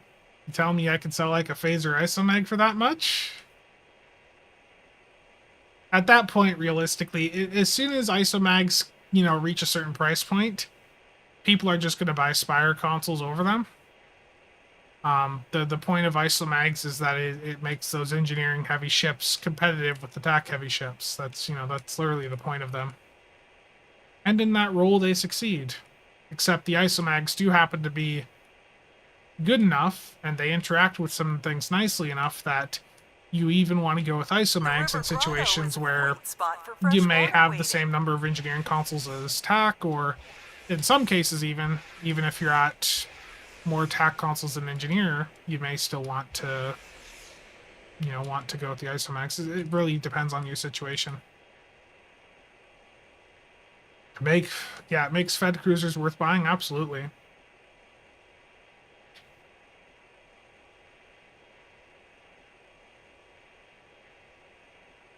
So, I'll be talking about this probably the next time I do a news video once I have things all sorted out, but there may possibly be an opening or two in the TBC Fed Armada. We're still working things out, but we had a beta fleet that completely fell apart. A couple of their rank 7s went inactive for more than 30 days, and one of the rank 6s was able to claim leadership and then promoted a bunch of their characters up. And as many of you know, as soon as you have 2 characters at rank 7, you literally cannot be demoted. Nobody can demote you, and if you have someone that you're trying to demote that has 2 rank 7s, you're SOL. Your only chance of getting them kicked or demoted down is if they don't log in for multiple weeks in a row. So that beta fleet was having issues, and we kicked them at the request of one of the leaders there that I have known for a long time. And we moved McStud's fleet up into the beta slot, and we may have a Gamma slot or 2 opened up. I'm still waiting on some of the former Gamma fleets to respond. One of them that was removed alongside that beta leaving reached out saying they want to just stay in that Armada as a beta. I don't think they quite understood what I was trying to say to them, but they want to stay there, so be it. So there will definitely be at least 1 Gamma slot open, and if there's any fleets out there that have a few active members and are actually trying to build up, there may be an opening here.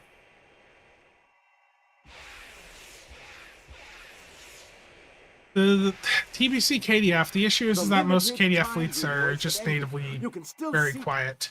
I prefer the KDF side personally. I think playing on the KDF side is just better for my play style.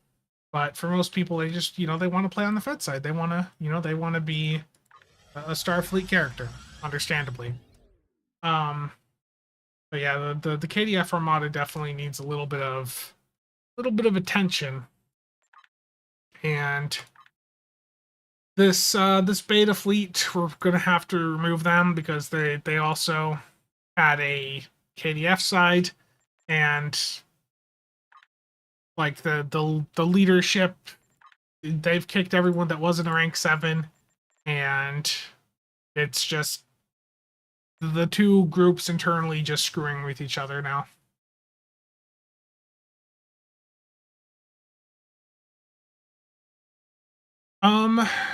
My alts need a fleet. Thomas, if you want to join TBC, which is my fleet, the Breakfast Club, we have a Fed and KDF side fully built out, max Armada bonuses, so that's always open to anyone that ever wants that. Alternatively, McStew's fleet is in the same Armada on the Fed and KDF side, and there's a bit more social activity in there than there is in TBC, but that's also an option for you if that's what you want. Is there diminished returns on Cat 1 boost? No, there's not diminishing returns in that there's eventually you hit a point where you're not getting a buff. If you have, so let's say that you have 100 damage and you have 10 consoles on your ship that each give 10% Cat 1.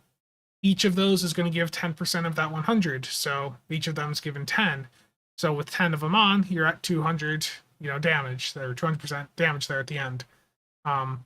It's not diminishing returns. It's just that, you can have so much Cat 1 that you're better off you're working on other boost in the damage formula, like your Cat 2 all damage boost or bonus damage, your crit severity, your crit chance, So you want to figure out what combo is going to work best for you. And that Trinity calculator that I linked before, that's really good for that. I'll link that again. That's from Stow Better. It's a really good tool. I'll include a link to their tools page here in chat. And Trinity, like that, if you spend the time to put your ship over into that calculator, you can use that to figure out, what consoles are going to be best for you. What modifiers, should you go with damage or should you go with crit D? Should you go with exploiters or should you go with locators? Should you go with isomags? This tool will help you figure out. It just takes a lot of time to go through and set it up. So it can help you get you the answers. It's just, file, make a copy, and follow the instructions that they have.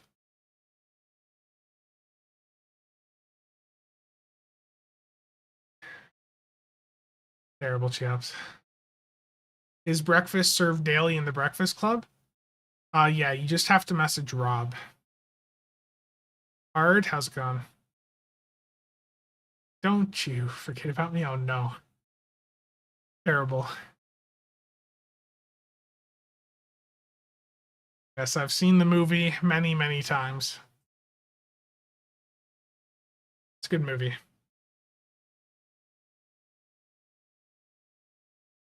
You've looked at builds from Stow Better? Yeah, they have some good stuff on there.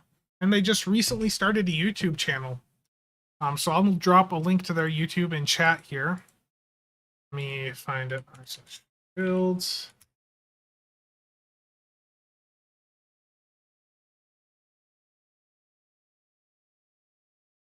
Yeah, go give them a sub. Help boost them up. They do a lot of good work. They're working on a few videos. I would just say if any of them are here, just for the YouTube algorithm, don't post so many in a day. Long term, that'll screw you over. You usually don't want to do more than 2 to 3 content pieces out in a 24-hour period on YouTube. Otherwise, the algorithm may not promote your content as much to the people that it could potentially reach. If anyone from Stow Better is listening, that is. But I know they put up a bunch of videos yesterday just for their initial burst there, and there's some good stuff in there, some good tutorials for how to approach TFOs under different build types.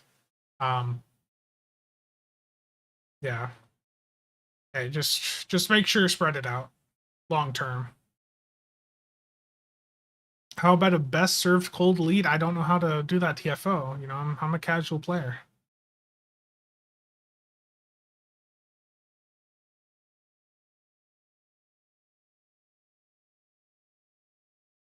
Some comments here.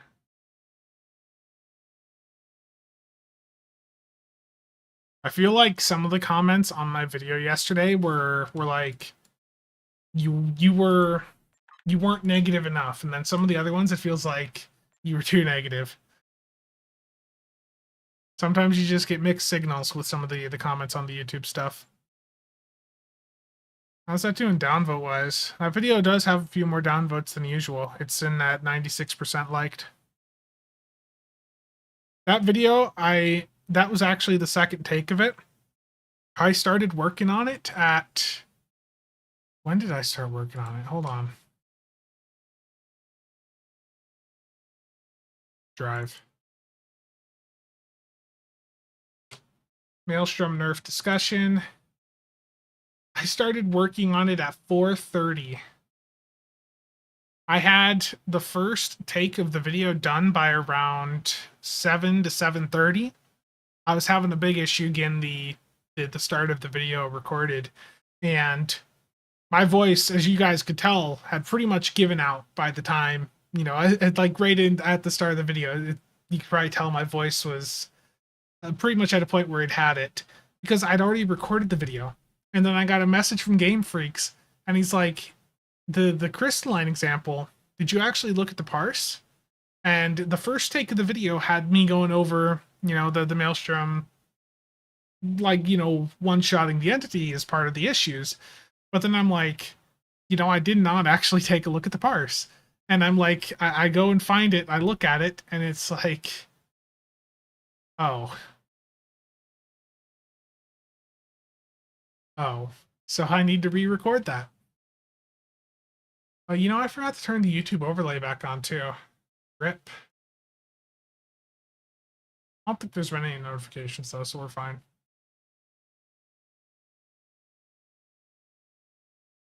Um, at least you didn't have the flu at the time. No, I dealt with COVID twice last year though. And the other thing is that video was unscripted. The notepad that I had, that was literally like the only notes I was following, and it just wasn't good.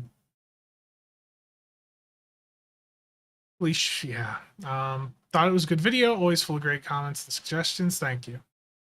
Does this mean the Maelstrom was never good at prolonged combat? The point of the Maelstrom is not to like spam bar it. The point of the Maelstrom, and that's something that they actually discussed right in that stream. The point of the Maelstrom was to go in and fire, 90 seconds worth of torpedoes in one burst. That was the intention. And it was never meant to be like the top long-term DPS torpedo. In a short duration combat like the Infected, and I don't remember if I showed that on the final take there. Some things, I recorded some things and then re-recorded some of them, and then I had that second take. So I don't exactly remember what all made it into the final version, but the Maelstrom, it did have some really high DPS numbers in, some of these ISE runs that you see up on the table. But you have to keep in mind that that's entirely a burst situation. If it was a 10-minute long queue, if the content was hard enough that it was 10 minutes, you wouldn't be seeing the Maelstrom do 1,000,000 DPS. It would be much lower than that. And you would see that other torpedoes are doing better. But in an infected environment, which a lot of people focus on, things are very compressed and not entirely representative of what you're going to see over a long duration combat. It's still good over a long duration. You just have to, the point of it was timing it to take out big targets. So let's say you're doing, let's say Herald Sphere. You're not, you're going to save it up to hit it against the big Herald Vomp ships. You're not going to be burning it on the little Baltim Raiders, ideally. You're going to be saving it for the big targets so that you can get through them faster. You let the charges build up so that when you encounter that enemy, you can go in and just slam them. And my response would be that if it's, if it was still killing things too fast in Elite, maybe it's time to look at the difficulty levels again. I've said for a while, I think level 70 would be a very good idea for them. Level 70 would increase enemy difficulty. It would give Cryptic the opportunity to even do like a new Mark of Weapons if they wanted. From what I understand, Mark 16 is already a thing, technically, under the hood. Like, they have the stuff scaled up to like under the hood, things are set up to scale up to like a level 100 and something, right? So I think level 70, a level cap increase, that would increase difficulty and, help make these things a little bit more difficult again. Give us elite version of Op Wolf, yeah. Level 100, let's go. Yeah. I think level 70 would be good.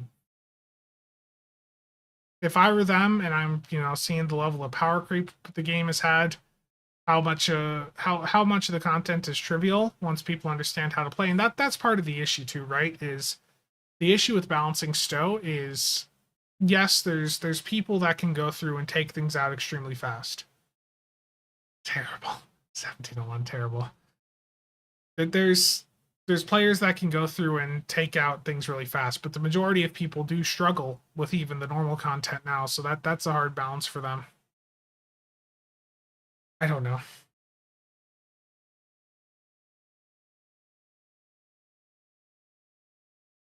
Terrible. See anything new on the subreddit?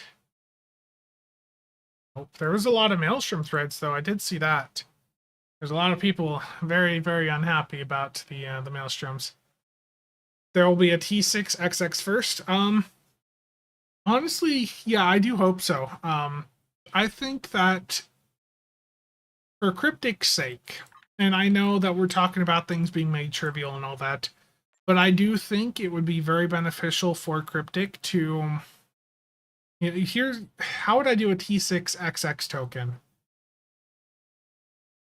You can do another Universal Console slot, sure, you can do that. But I think the big issue, and I've talked about this before, DOFs. The game supports 8 active DOFs on your space and ground roster. How do I know this? Because there was a bug and it happened many years ago. Myself and many other people encountered that bug, and briefly I had a character with 8 active DOFs on it. I think that you look at some of the setups out there, look at this Ox to Bat setup. If I had 2 more DOFs, I could be running some more useful things, like more crit DOFs, Tai Heth for cooldown reduction, or QL, the Fed version, the beta healed off. Like expanding that duty officer roster would be beneficial to increasing, the options we have with the build, especially if you still have to use something like Ox to Bat. The other big thing is starship traits. Starship traits. I think we need to go to 10. Now, maybe not right away, but the issue is that, in general, there's the fixed 5 or 6 that once you have them, you're going with them, and nothing else matters.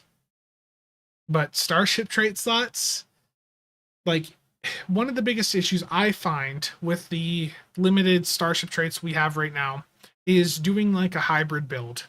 You basically have to tunnel in and focus on one specific thing with the 6 starship trait slots that we have now. I think it would be if we had just let's say if we had 10. I know that's a lot, but if we had 10, that would give me the room to run the traits for my energy weapons, and it would give me the room to run, like some EPG traits if I wanted to, some torpedo traits, some tank traits. It would give me more options.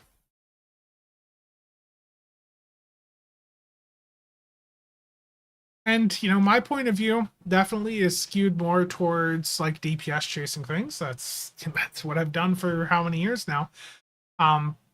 So my perspective is skewed to something that is very different from what most of the player base has, and that probably means they probably shouldn't listen to everything I say, because my viewpoint's going to be a bit different. Or it would give you room for 10 traits for CSV. Terrible. The point is, consoles for a long time have been a selling point of ships. So are traits. Starship traits are huge selling points for a lot of new ships, and you don't have room for a lot of the new ones. Tomorrow I think they're going to be announcing the new C Store bundle. I think I would imagine it's going to be tomorrow. But I'm waiting to see that I've been trolled and it's going to be even longer. Yeah, I know. If there was like a restriction on the traits, so you could only run so many plus cannon ones, or like, yeah, if they added some flags, so you could only equip like 3 energy weapon ones, 3 torp ones, things like that, that would encourage build diversity for sure. But yeah, I think they're going to be announcing the new ships tomorrow. I think I'm not guaranteeing it, but I think they are. And the issue is like, even if some of those have good starship traits, where's the room to run them? No, the Shrike's not going to be announced yet. I think the Shrike's going to be fall. I think you're going to see the Shrike announced in about 7 to 8 weeks, if I had to guess. They'll probably do that as like a, the next season of the game will come out, sometime September, maybe October. So the Shrike will probably be the new lockbox ship announced around that time period, would be my guess.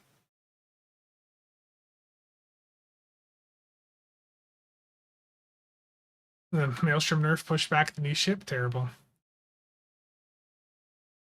No ROM ship emoji yet? I know. Don't care about the traits because there's no room once you have the essentials? Yeah. And that's an issue for them because that is a selling point. A lot of these C-Store ships they know are going to be worse than some of the ships we already have. And giving us more slots to be able to utilize the equipment off of those ships gets them more money. Dan, how did the system fix go? Good so far. You know, I've been live for over 2 hours, no issues.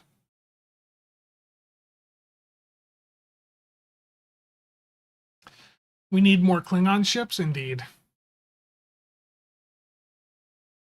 What specialization seating do I expect the new C-Store ships to have tomorrow?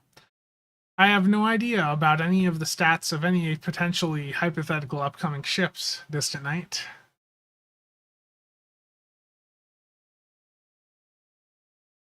Have I considered rolling a new Vanguard tune? No. Theoretically, Jem'Hadar Vanguards could like beat out a Rami in certain situations, but I've invested too much in this Romulan character at this point.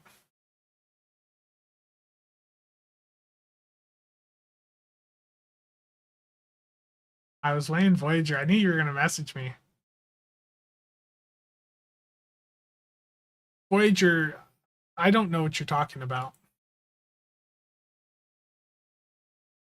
$5 on Miracle Worker.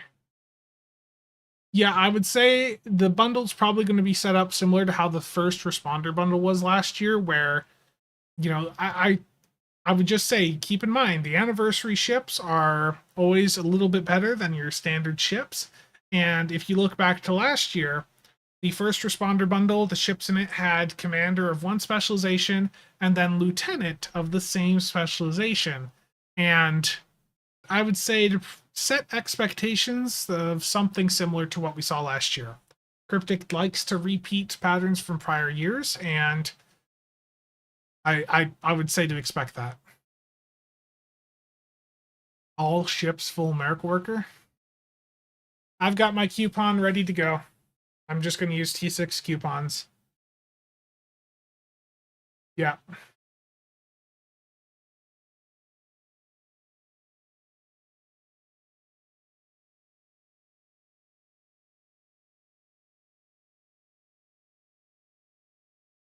Yeah, pretty much.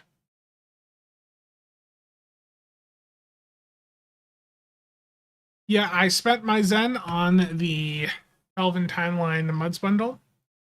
Um, for immersion reasons. Was the Eisenberg ever a decent ship? No, not really. I don't think I ever actually flew the Eisenberg. I looked at the stats and was like, nope.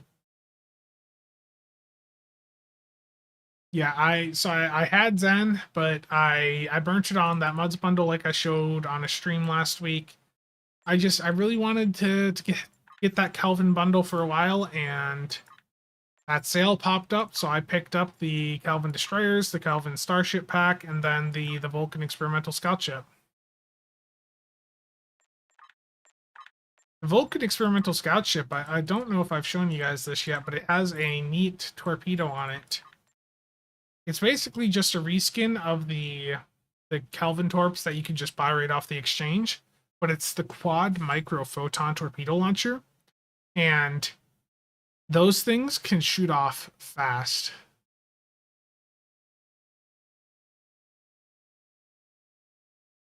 Thank you, Tony. We need to hire Endeavor Cap. Terrible.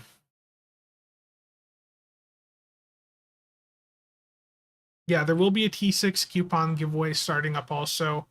I've intentionally been holding back on the T6 coupon giveaways in anticipation of this upcoming C-Store bundle. Kalith, terrible. How's it feel to be a rank 7 now, Kalith?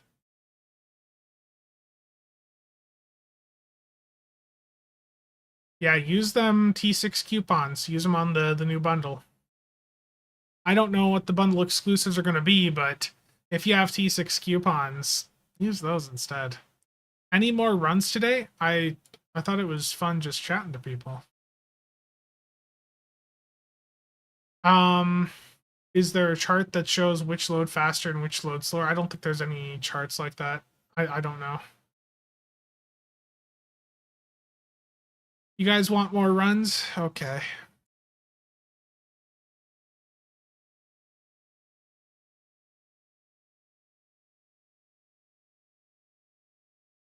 We're going to swap ships, though, I think. We're going to swap over to... We need to swap to an immersion ship, right? Let's swap over to... Let's see, does the E2 still have my surgical strikes built on it? The new ship's doing fine. Did I swap out my Mycelial Lightning? I don't think so. Or gambling. Oh yeah, here's the E2 build. I've got the new OP phasers on, the phaser narrow angle beam arrays. I got my crafted pen phasers. It's time. And most importantly, I've got surgical strikes.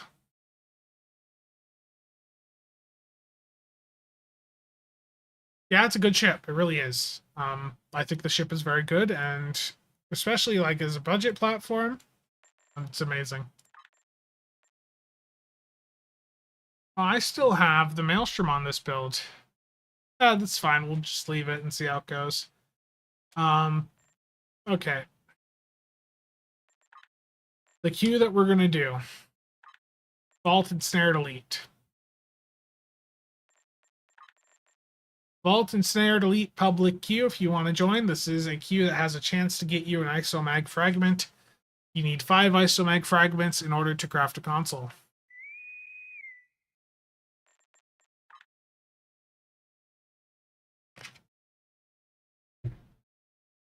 Nice, turn the webcam off so you guys can see the tray. Can I do more of those videos for each damage type? The reason I haven't so far is experimental weapons are really hard to test. I was getting a lot of, I don't know, I need to like sit down and figure out the proper testing environment for the other damage types, because people were upset for a multitude of reasons regarding the phaser one. Because part of it was because I did not clarify that pen does become worse than a damage or crit D modifier once you have more than 140 debuff in a run. The issue is, so the wording I had on there was that it does diminish in value, as you get more debuff in the run, but there is actually a point where it does fall behind those modifiers and, it starts to lose out to them. The issue is most people never go anywhere near that debuff level. 140 debuff is quite a bit. Yes, 5 players running, attack pattern beta 1 would get you there, but the reality is most people in this game don't run beta. Look at how many people are running like, attack pattern delta. It's crazy. Okay, Vanguard is on.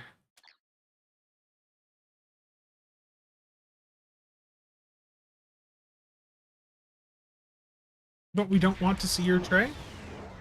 Terrible. Ina, Voyager.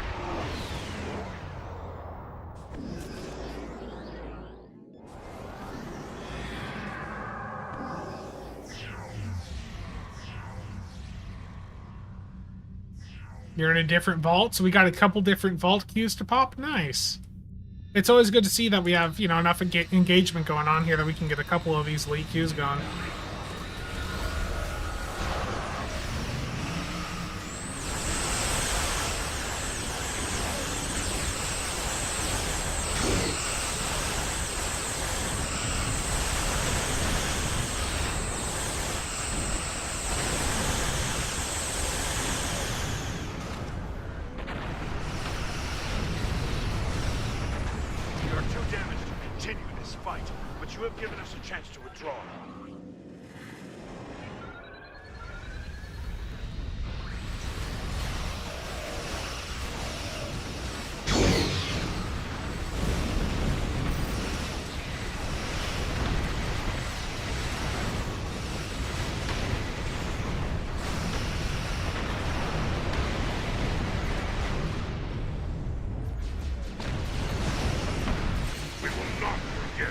I really need to change this build up. The immolating phaser lance just doesn't do much for me with my like spinning in circles playstyle of beam race.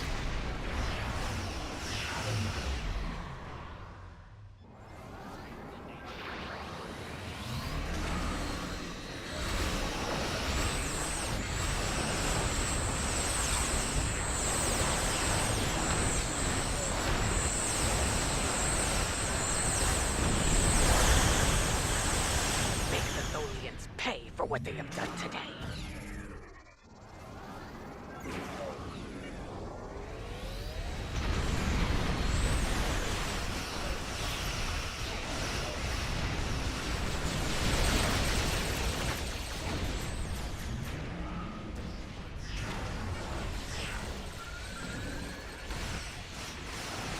We are too damaged to continue this fight, but you have given us a chance to withdraw.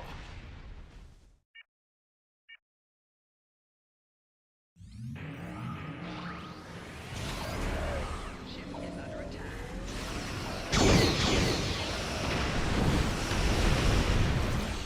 My ship is too damaged to continue. Okay, now to wait for the next 2.5 minutes. I'm going to swap torpedoes because the Maelstrom, you know, as fun as it can be, it just, you know, it doesn't quite have that punch, and I would like something that can fire off to the side. I don't have my wide-angle quantum in my inventory right now, so we're just going to run the spatial torp launcher so I can spam it. There we go. Put auto fire on it. Not a powerful weapon, but I don't have to think about it when I fire it. Yeah, definitely the. And where is this on my tray? I've got the torpedo point defense system console here, but where is that on my tray? There we go. There's that.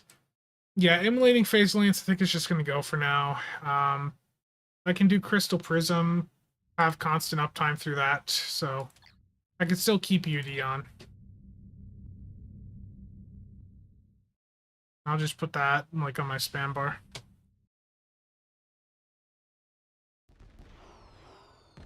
Do I like the extra long nacelle trend in Star Trek?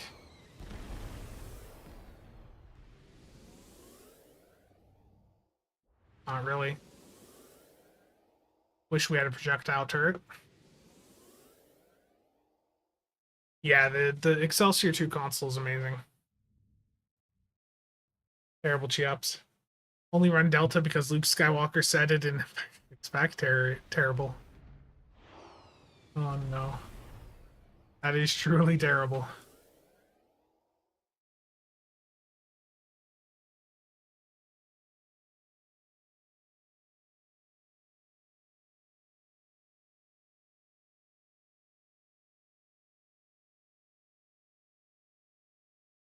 Even in here, the FPS is good. It's 140.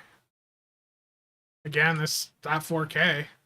It's being downscaled to 1080p for the stream, but the FPS is pretty consistently good.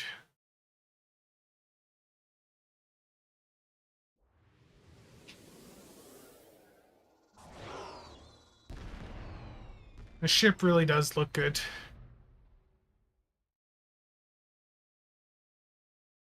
It's worse than I thought.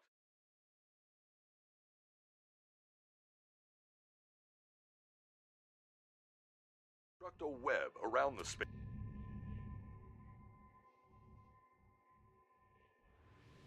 Omnitorp with limited too. That'd be a neat concept, something really fast firing, like a photon.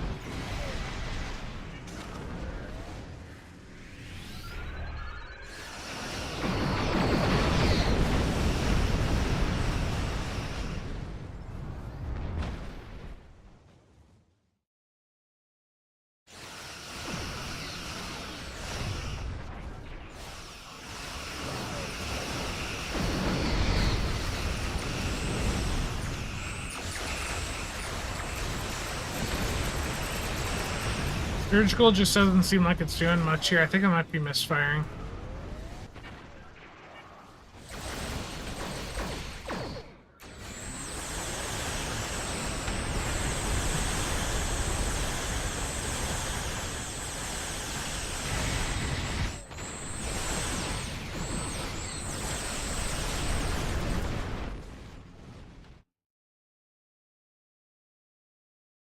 Welcome back, Martin.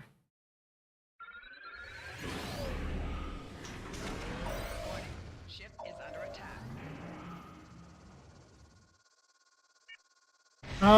The servers definitely can't handle more weapons. I don't think more traits would be that bad, but I mean, that may be one of the reasons why they haven't done it.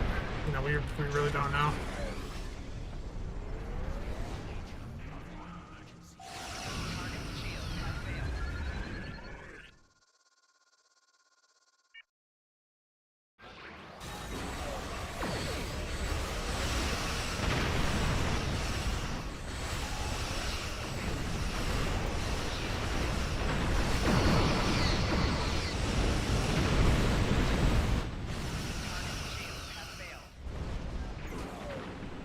Okay, we spawned in.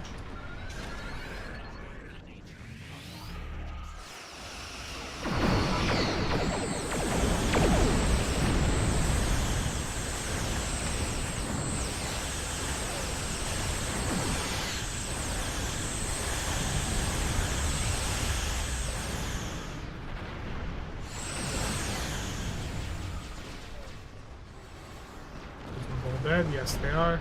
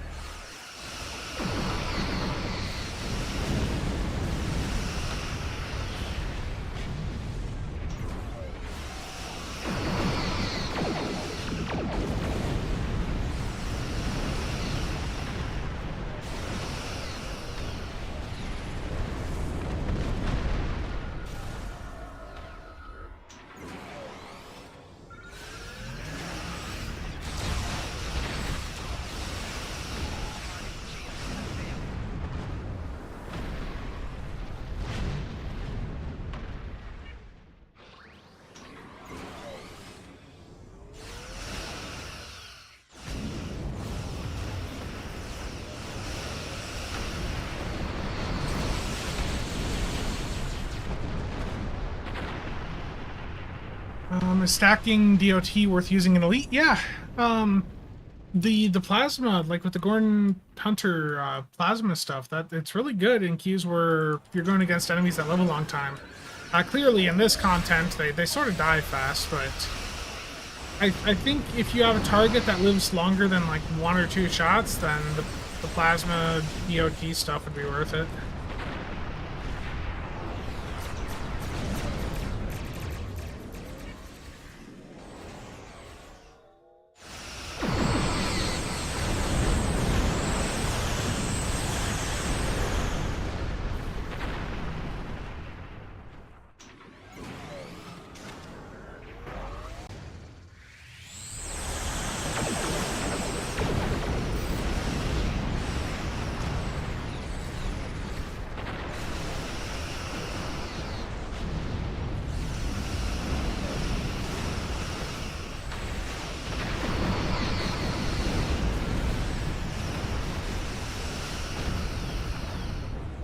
Really? How's it going? I'm using beams? I know, Rob. I can't believe it. The thing is, if they ever did replace the game engine, which I just don't see happening, I don't think Stowe pulls in that much money. And the issue is, it wouldn't just be Stowe. Like, they would be moving all their products to a new game engine if they ever did that, and I just don't see that realistically happening. Cryptic has their own little in-house engine that they've used for a long time that I just don't see them moving away from.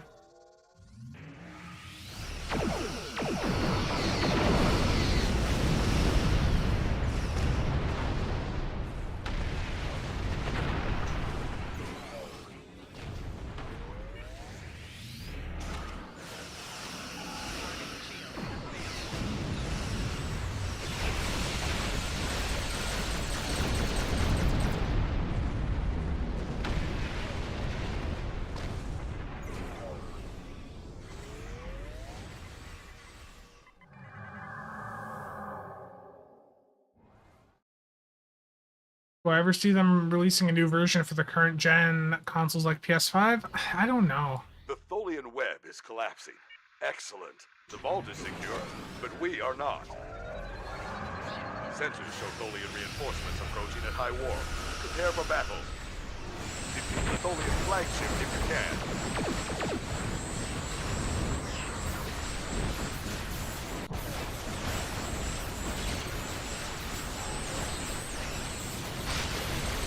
The Tholian flagship is defeated. Excellent work.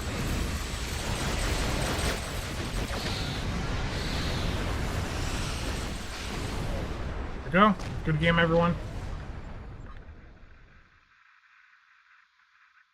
Yeah, this is Surgical Strikes.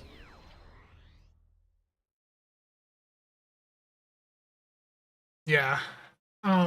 Dado, a Destiny 2 content creator, had a good video going over this exact issue in this conversation for Destiny 2.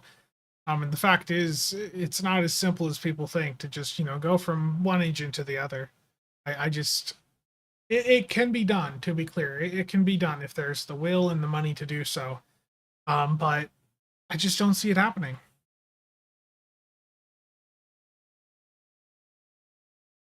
There's always going to be issues in the code. Nothing is perfect ever code-wise.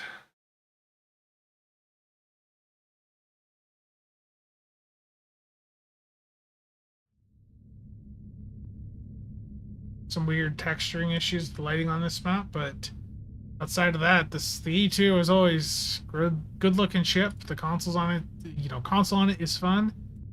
That's the fire beams everywhere thing. How we do DPS wise, keep in mind when you're parsing a map here, when you're parsing a map, there is a distance limitation. So if people are not really close to you, you're SOL. You're just not going to pick them up on your combat log. I don't really want to do a best served cold. It scares me.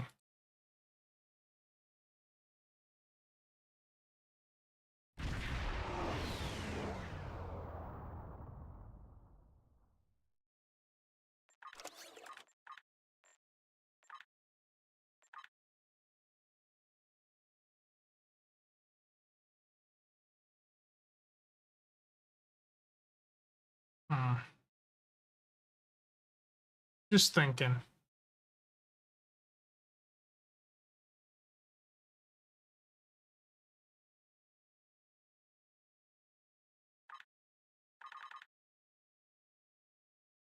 And the thing is it's not as simple. Even if they move the game over to Unreal, you know that a lot of the things under the hood are going to be the same, right? Like they're going to copy over the code that worked from Stowe, and undoubtedly some of the same things, that we dealt with in Stowe would still be there, in a hypothetical Unreal Engine version.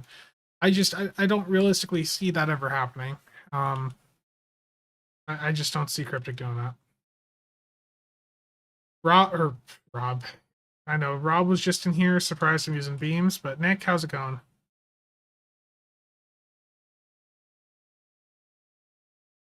You guys want to do minor instability elite? Yeah, we can do that. That's a nice IQ. Let's do that.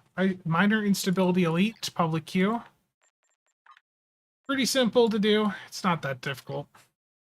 Let's go temporal minor instability elite. It's a ground TFO, public queue. Let's hit it. And while everyone's joining up, I'm going to hit things in another window quick.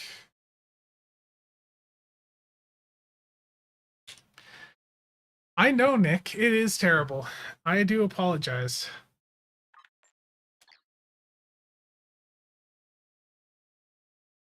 What do you want me to say, Nick? I'm sorry, man. Really am. It was not my intention to say such a terrible thing to you.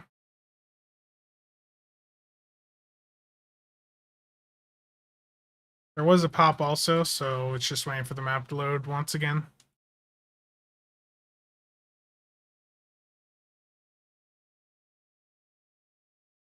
I know that I read something earlier in chat about the consoles, the pet versus ISOMag consoles, and I completely forgot to respond to it. I want to scroll up and see if I can still see it. Shadow Axe, yeah, you asked about that. Have I done a test of Hanger versus ISOMags with ship weapons included? Yeah, ISOMags would win. The issue is with Hanger pets is you have to sacrifice so much in order to make them effective. It's just not worth it. Or with the Hanger pet consoles. The ISOMags will win out over them. Greetings. Welcome to the Federation Mining Camp. Hanger pets, We've been you're taking away. So if you look at like a million DPS parse, you're gonna get like 200 to 300k, you know, maybe for Hanger pets when you've got it like fully specced out with all the pet stuff. You slot the pet consoles, you might get like 100, 150k extra out of your pets.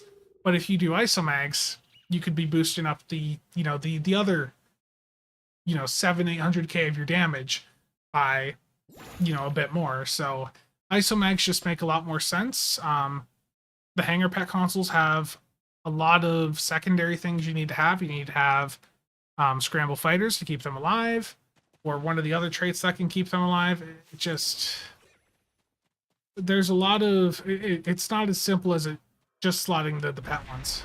Romulans are attacking from the south. It's because we don't talk, you know, that often anymore, Nick. I'm sorry. I'm getting you mixed up with Rob.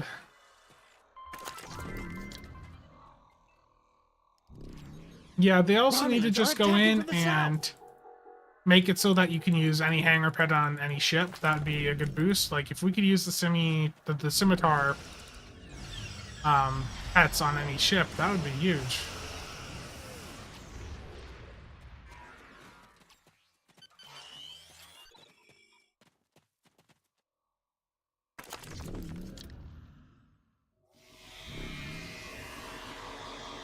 The game really Romulans are attacking from the south. they're just going to the complete opposite side of where I am.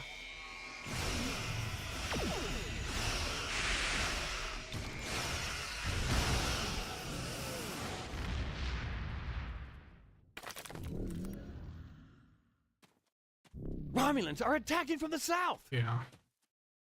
Definitely the Hanger pet consoles as side consoles would have been, I think, much more impactful meta-wise, especially for like the side carriers, which people have been begging for buffs for. Maybe it might even be worth making like the same type of console, but you know, make a science version. Romulans are attacking from the west.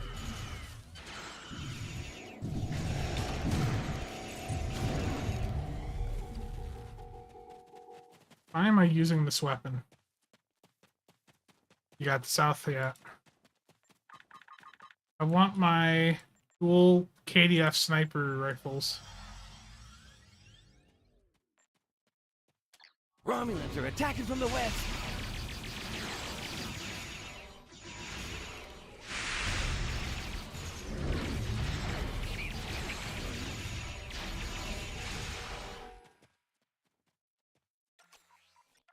Romulans are attacking from the south.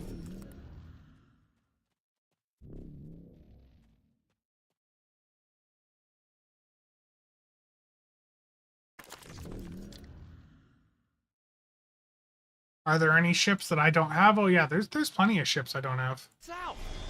There's a lot of like promo ships that I don't have. There's a couple lockbox ones, and there's some cases too where there's ships that I have, they're just not on the right character.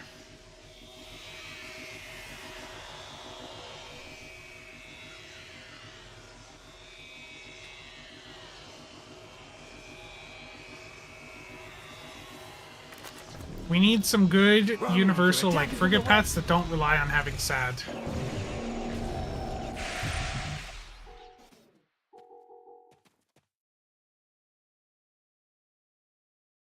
Not gonna lie, when that black screen popped up, I was worried. I'm having flashbacks to the crashes over the weekend. The Romulan.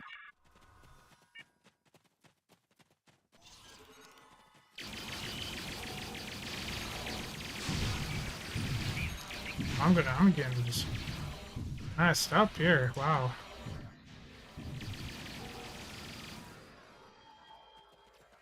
Yeah, this is a new chair.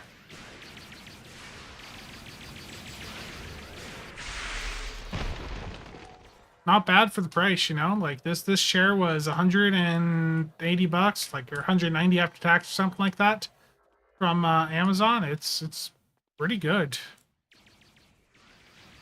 I think they were dumping their stock though, because it's completely out of stock now.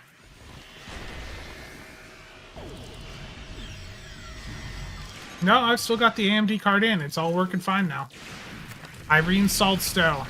I reinstalled Windows. I reinstalled all the programs, and the issue I think was that I had my STO install from before. It was on a different SSD, which I just never actually like went through and deleted the game, and I think there was something maybe in the game's configuration that was a little bit messed up. Oh wow. See, this is how casual I am. I'm dying in ground content. I need to get the Nicole 2-piece on this character. It would help massively. Yeah, well, I didn't even do that. I just straight up just plugged in the drive again and didn't actually like do anything different. So I uninstalled Stow, and since then... Oh, you can't jump there. Rip. But since I did that reinstall of Stow, it's been fine. I don't know if there was something from NVIDIA that, you know, got into the Stow folder there, but...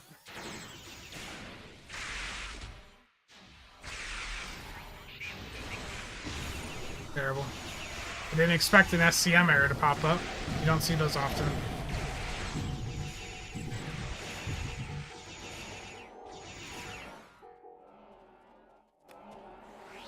Nick, thank you for the 5 gifted, man. Very much appreciated.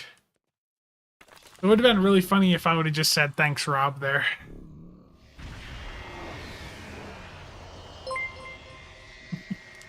Nick, thank you.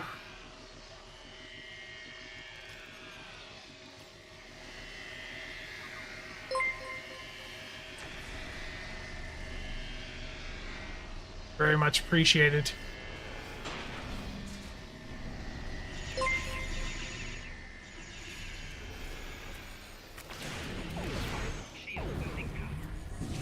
Gotta hide, guys. I'm taking some big damage here. I have not really bothered with the ground build on this character at all, so it's quite... What? I did not mean to hit that.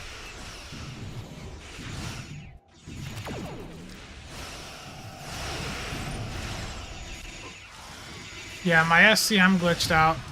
Something in here broke it.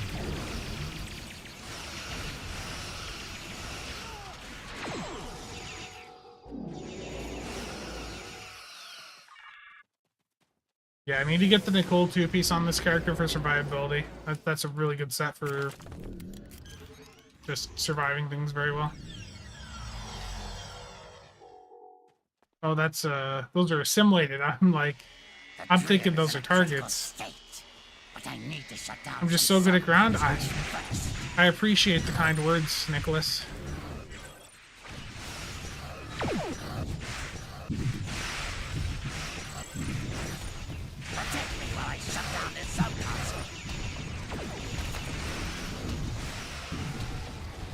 Yeah, there's not too much recent members-only content. I mean, I guess there was a stream the other day, but that doesn't really count.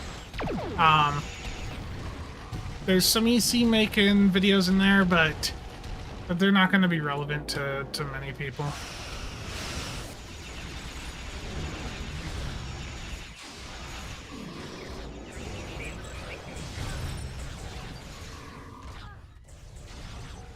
All the DPS killed it, yeah. I shut down the sub-console.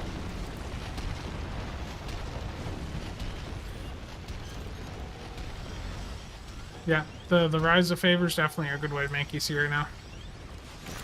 The drill is partially shut down, but I need to shut down another sub-console.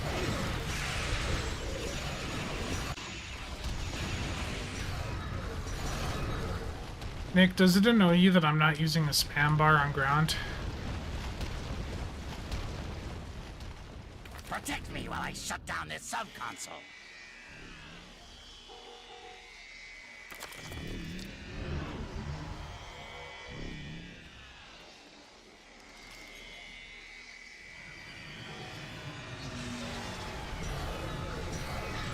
Oh, they're all spawning on the other side still? Wow.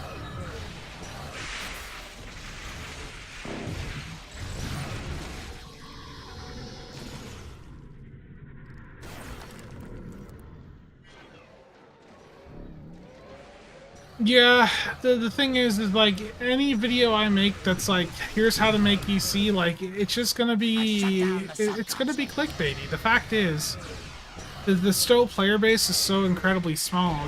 You can't share like some of the methods out there because as soon as like 2 people do them, they die. But the game just isn't that active, unfortunately. Nearly shut down. One more subconsole should do it.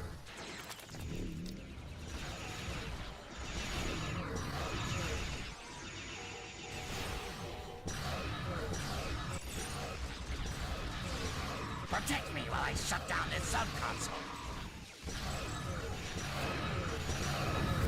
I hate when I like lose my mouse when I'm, you know, trying to click things. That's always fun.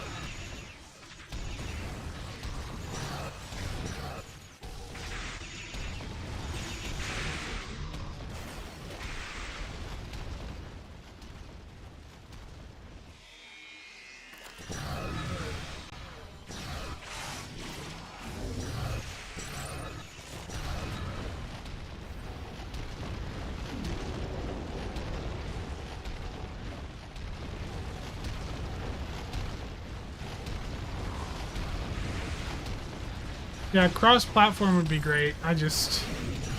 Anything that's going to require like a serious investment, manpower-wise or money-wise, I just don't see them doing for the game at this point. Oh, they're all over here.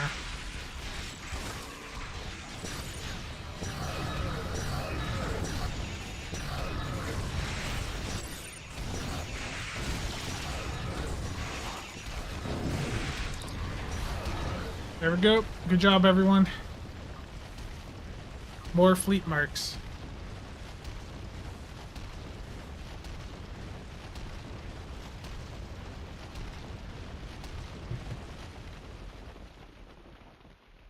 Yeah, like there's a video I think I did like how I made like 2 billion EC or something like that, and literally like me just trying to do that method killed the market for 3 months.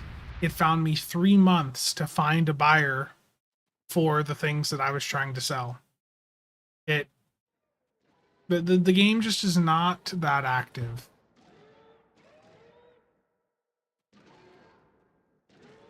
It's like under the hood, back when they had the like some of the coder people on a couple months ago, they said that under the hood, like the game is the same thing. It's, you know, just a different UI basically. So the thing with console is that they would have to maintain the same patch version as what PC has. And I think if they were able to do that, then, you know, especially if we're talking, you know, like a couple years from now when the game is not being developed as actively, then that would be a good way for them to help both player bases out, is patch less often but have, you know, console and PC together.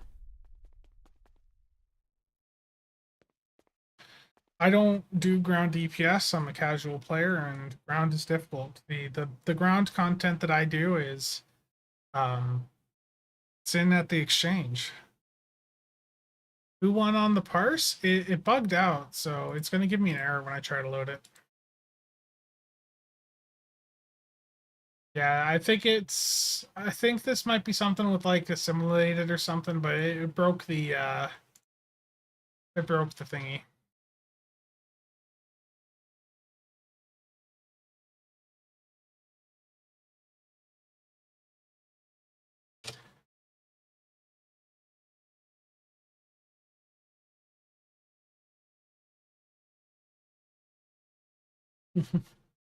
I have an alternative parser to use. Give me a second.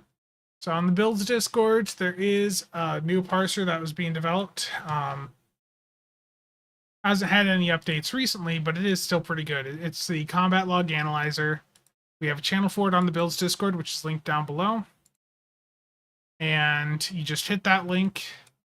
You can go to the GitHub if you want to look at it a bit closer too. Download it. You know, extract it, run the exe. Yes, run. Go. Windows is always going to complain. Terrible, Nick. You saw I had Discord open, and you were hoping that I would accidentally show my Discord window. Okay. I'm gonna link this to my Stowe combat log file. So logs, game client, combat log. Okay. So DPS wise, here is what the DPS actually ended up at. I think, is this the full combat duration? Yeah, 10 minutes.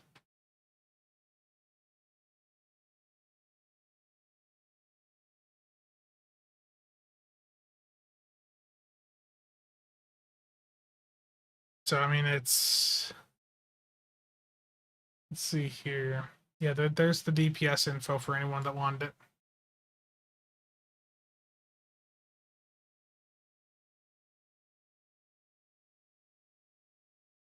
Well, yeah, I get that point, 1701, but I mean, the same thing's been said about FPS games, and you've got all these FPS games now that are, you know, they're able to do multiplayer, and the same complaints, you know, happened all the time back in the day about, you know, people on a PC with a mouse, they're gonna, you know, just go through and obliterate what, you know, what a controller can do. They can aim better, but they still found solutions for that. I mean, consoles got the auto activate wheel. If they expanded that, I don't know, gave people like a way to automate ability activation a bit better, like that might help. I know there's already some auto activation type stuff and all that, but I don't know if every ability is supported. I don't feel like doing a Journer Breach Assault. I don't feel like doing that TFO right now. Let's do one more infected, and then I'm gonna call it for the stream today. So Ina, I know you wanted to get in the run earlier, and you crashed right at the start. So let's get you back in. Can we get a tank for an IS?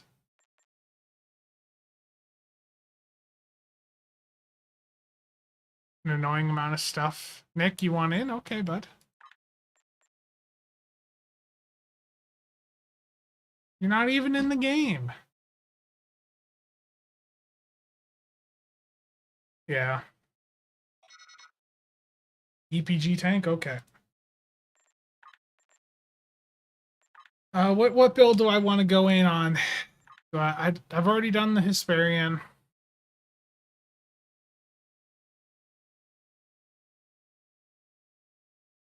I know what I'm gonna bring.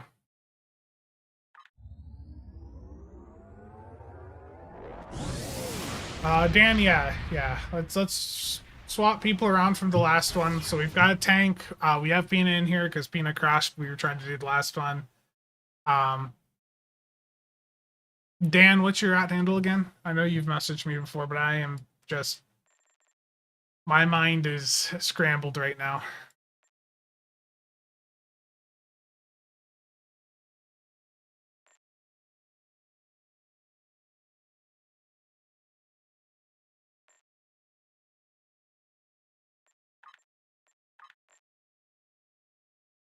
And Voyager's got that last slot. Okay.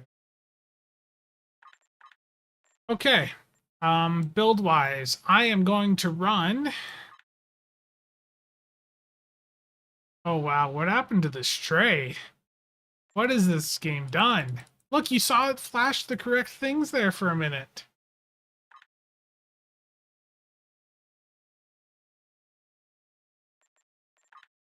This game. Star Trek Online is a video game that does not ever cause frustration. Loadout system is hitting me once again. We'll run the pet consoles for you guys. Run the pet consoles, get another... Nah, I got it filled, Nick. I'm sorry. Let's try. Let's try this with the hangar pet consoles again and just see how it goes. Because those pop up in the conversation, you know, every now and then.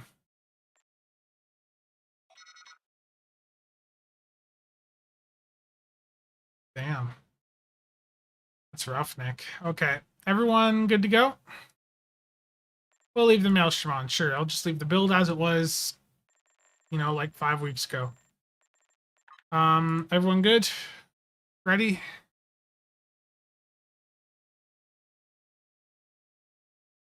Just at night? I know you're always ready, right?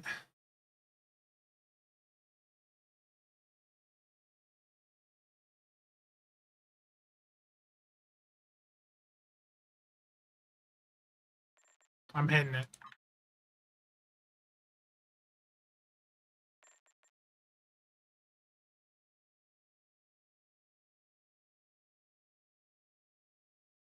I wish, Nick.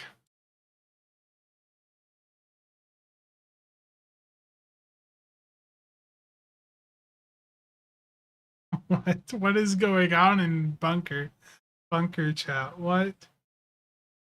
Megla, if you're here, I'm just reading what you said on Brett's video. Terrible.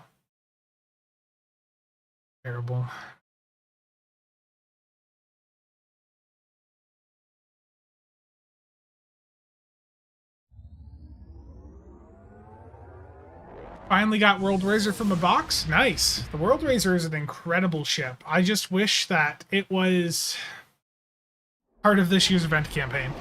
That would be one of the top recommendations. I mean, it's literally a Galaxy class that actually does steeps.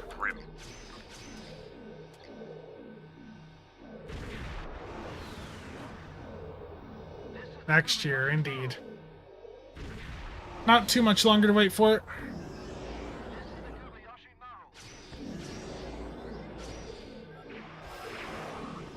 Oh, I'm going to turn the webcam off. Let you guys see the tray. Oh, I'm real late on my abilities.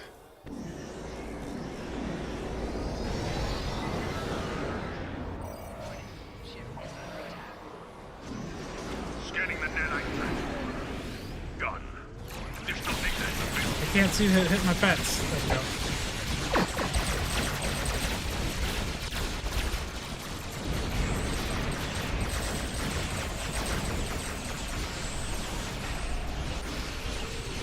Oh, this is lagging.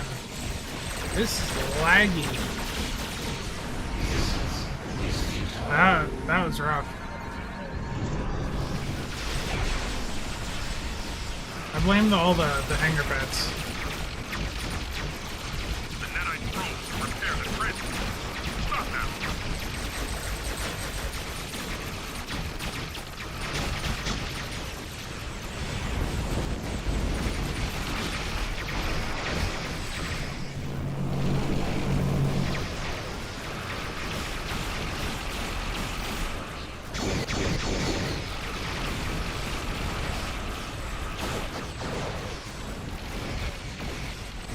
Probe is closing in on the grid. Destroy it.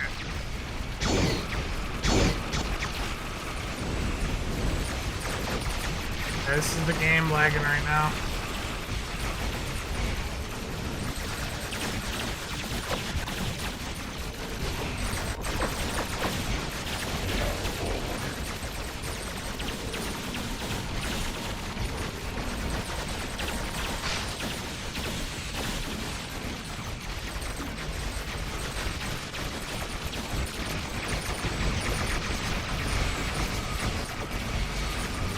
This is terrible. This is legitimately such a terrible run.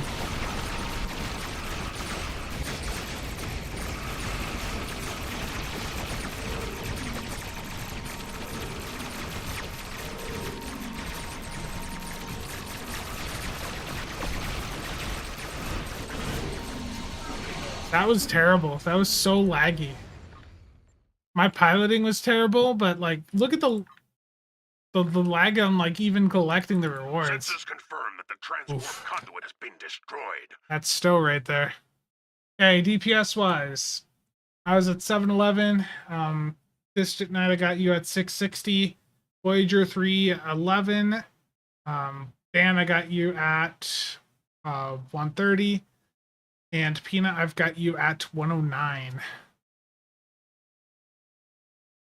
Is the Atlas console still worth it, or should I look at the Gorn or the Excelsior 2? The Atlas DPRM is still good as like a survivability clicky, but I think you're going to get a lot more use cases out of like the E2 console is really fun if you're doing a phaser build. If you want to go with the plasma build, then the Gorn Hunter, but I think my recommendation would be the E2. Yeah, that was laggy. Yeah, Pina, I've got you at 110, and your heavy hitter, your recursive shearing did half your damage.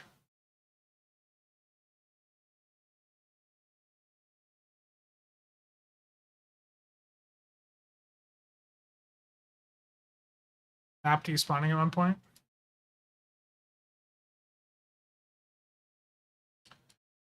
What did my pets do? Toadouche Fighter Squadrons, 118k DPS.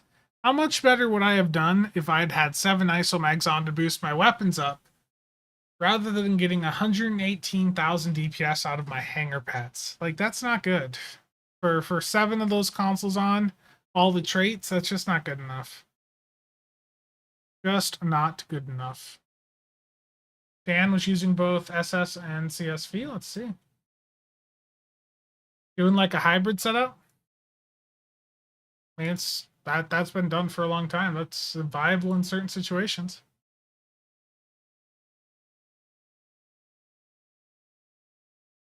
Your max one hit came off of recursive. So recursive shearing, keep in mind, is going to be scaling based on the damage that the entire team does to the target. So you hit it at a really good point in the run because it took the entire team's damage and gave you a really large hit against the enemy from it.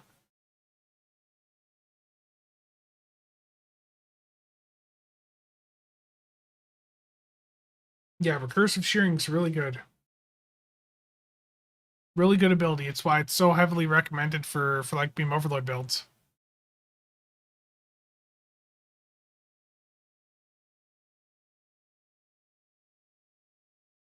Reminded you of the STF days?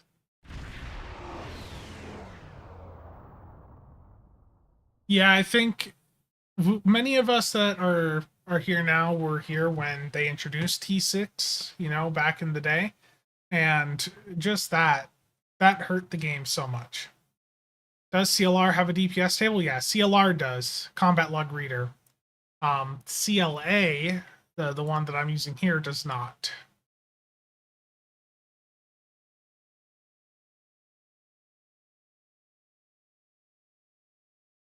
Yeah, if they, when they did that T6 to, or T5 to T6 transition, it pushed a lot of people out of the game that had, you know, invested a lot in the years prior. And at this point, if they ever did T7, it would be bad. Maelstrom, 110k. No, I shouldn't have been running it. I really shouldn't have been running it, to be honest. That's not good enough. Yeah, just in general, the pets did not do enough to warrant using like 7 of those consoles. Okay. I know this was a very random stream, but that is going to be it for today. It is almost 11 p.m. here, so got the dailies done. We got some good cues done there, a good bit of marks. In fact, let me go through and salvage things and get my next set of the elite boxes set here to open. So let's get the advanced one, or there's no advanced one. Okay, so first box of 4, nothing.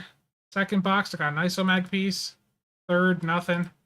Fourth, I got one of the science pieces. So 50-50 on that go. Again, you open in small batches and you're going to be encountering the RNG.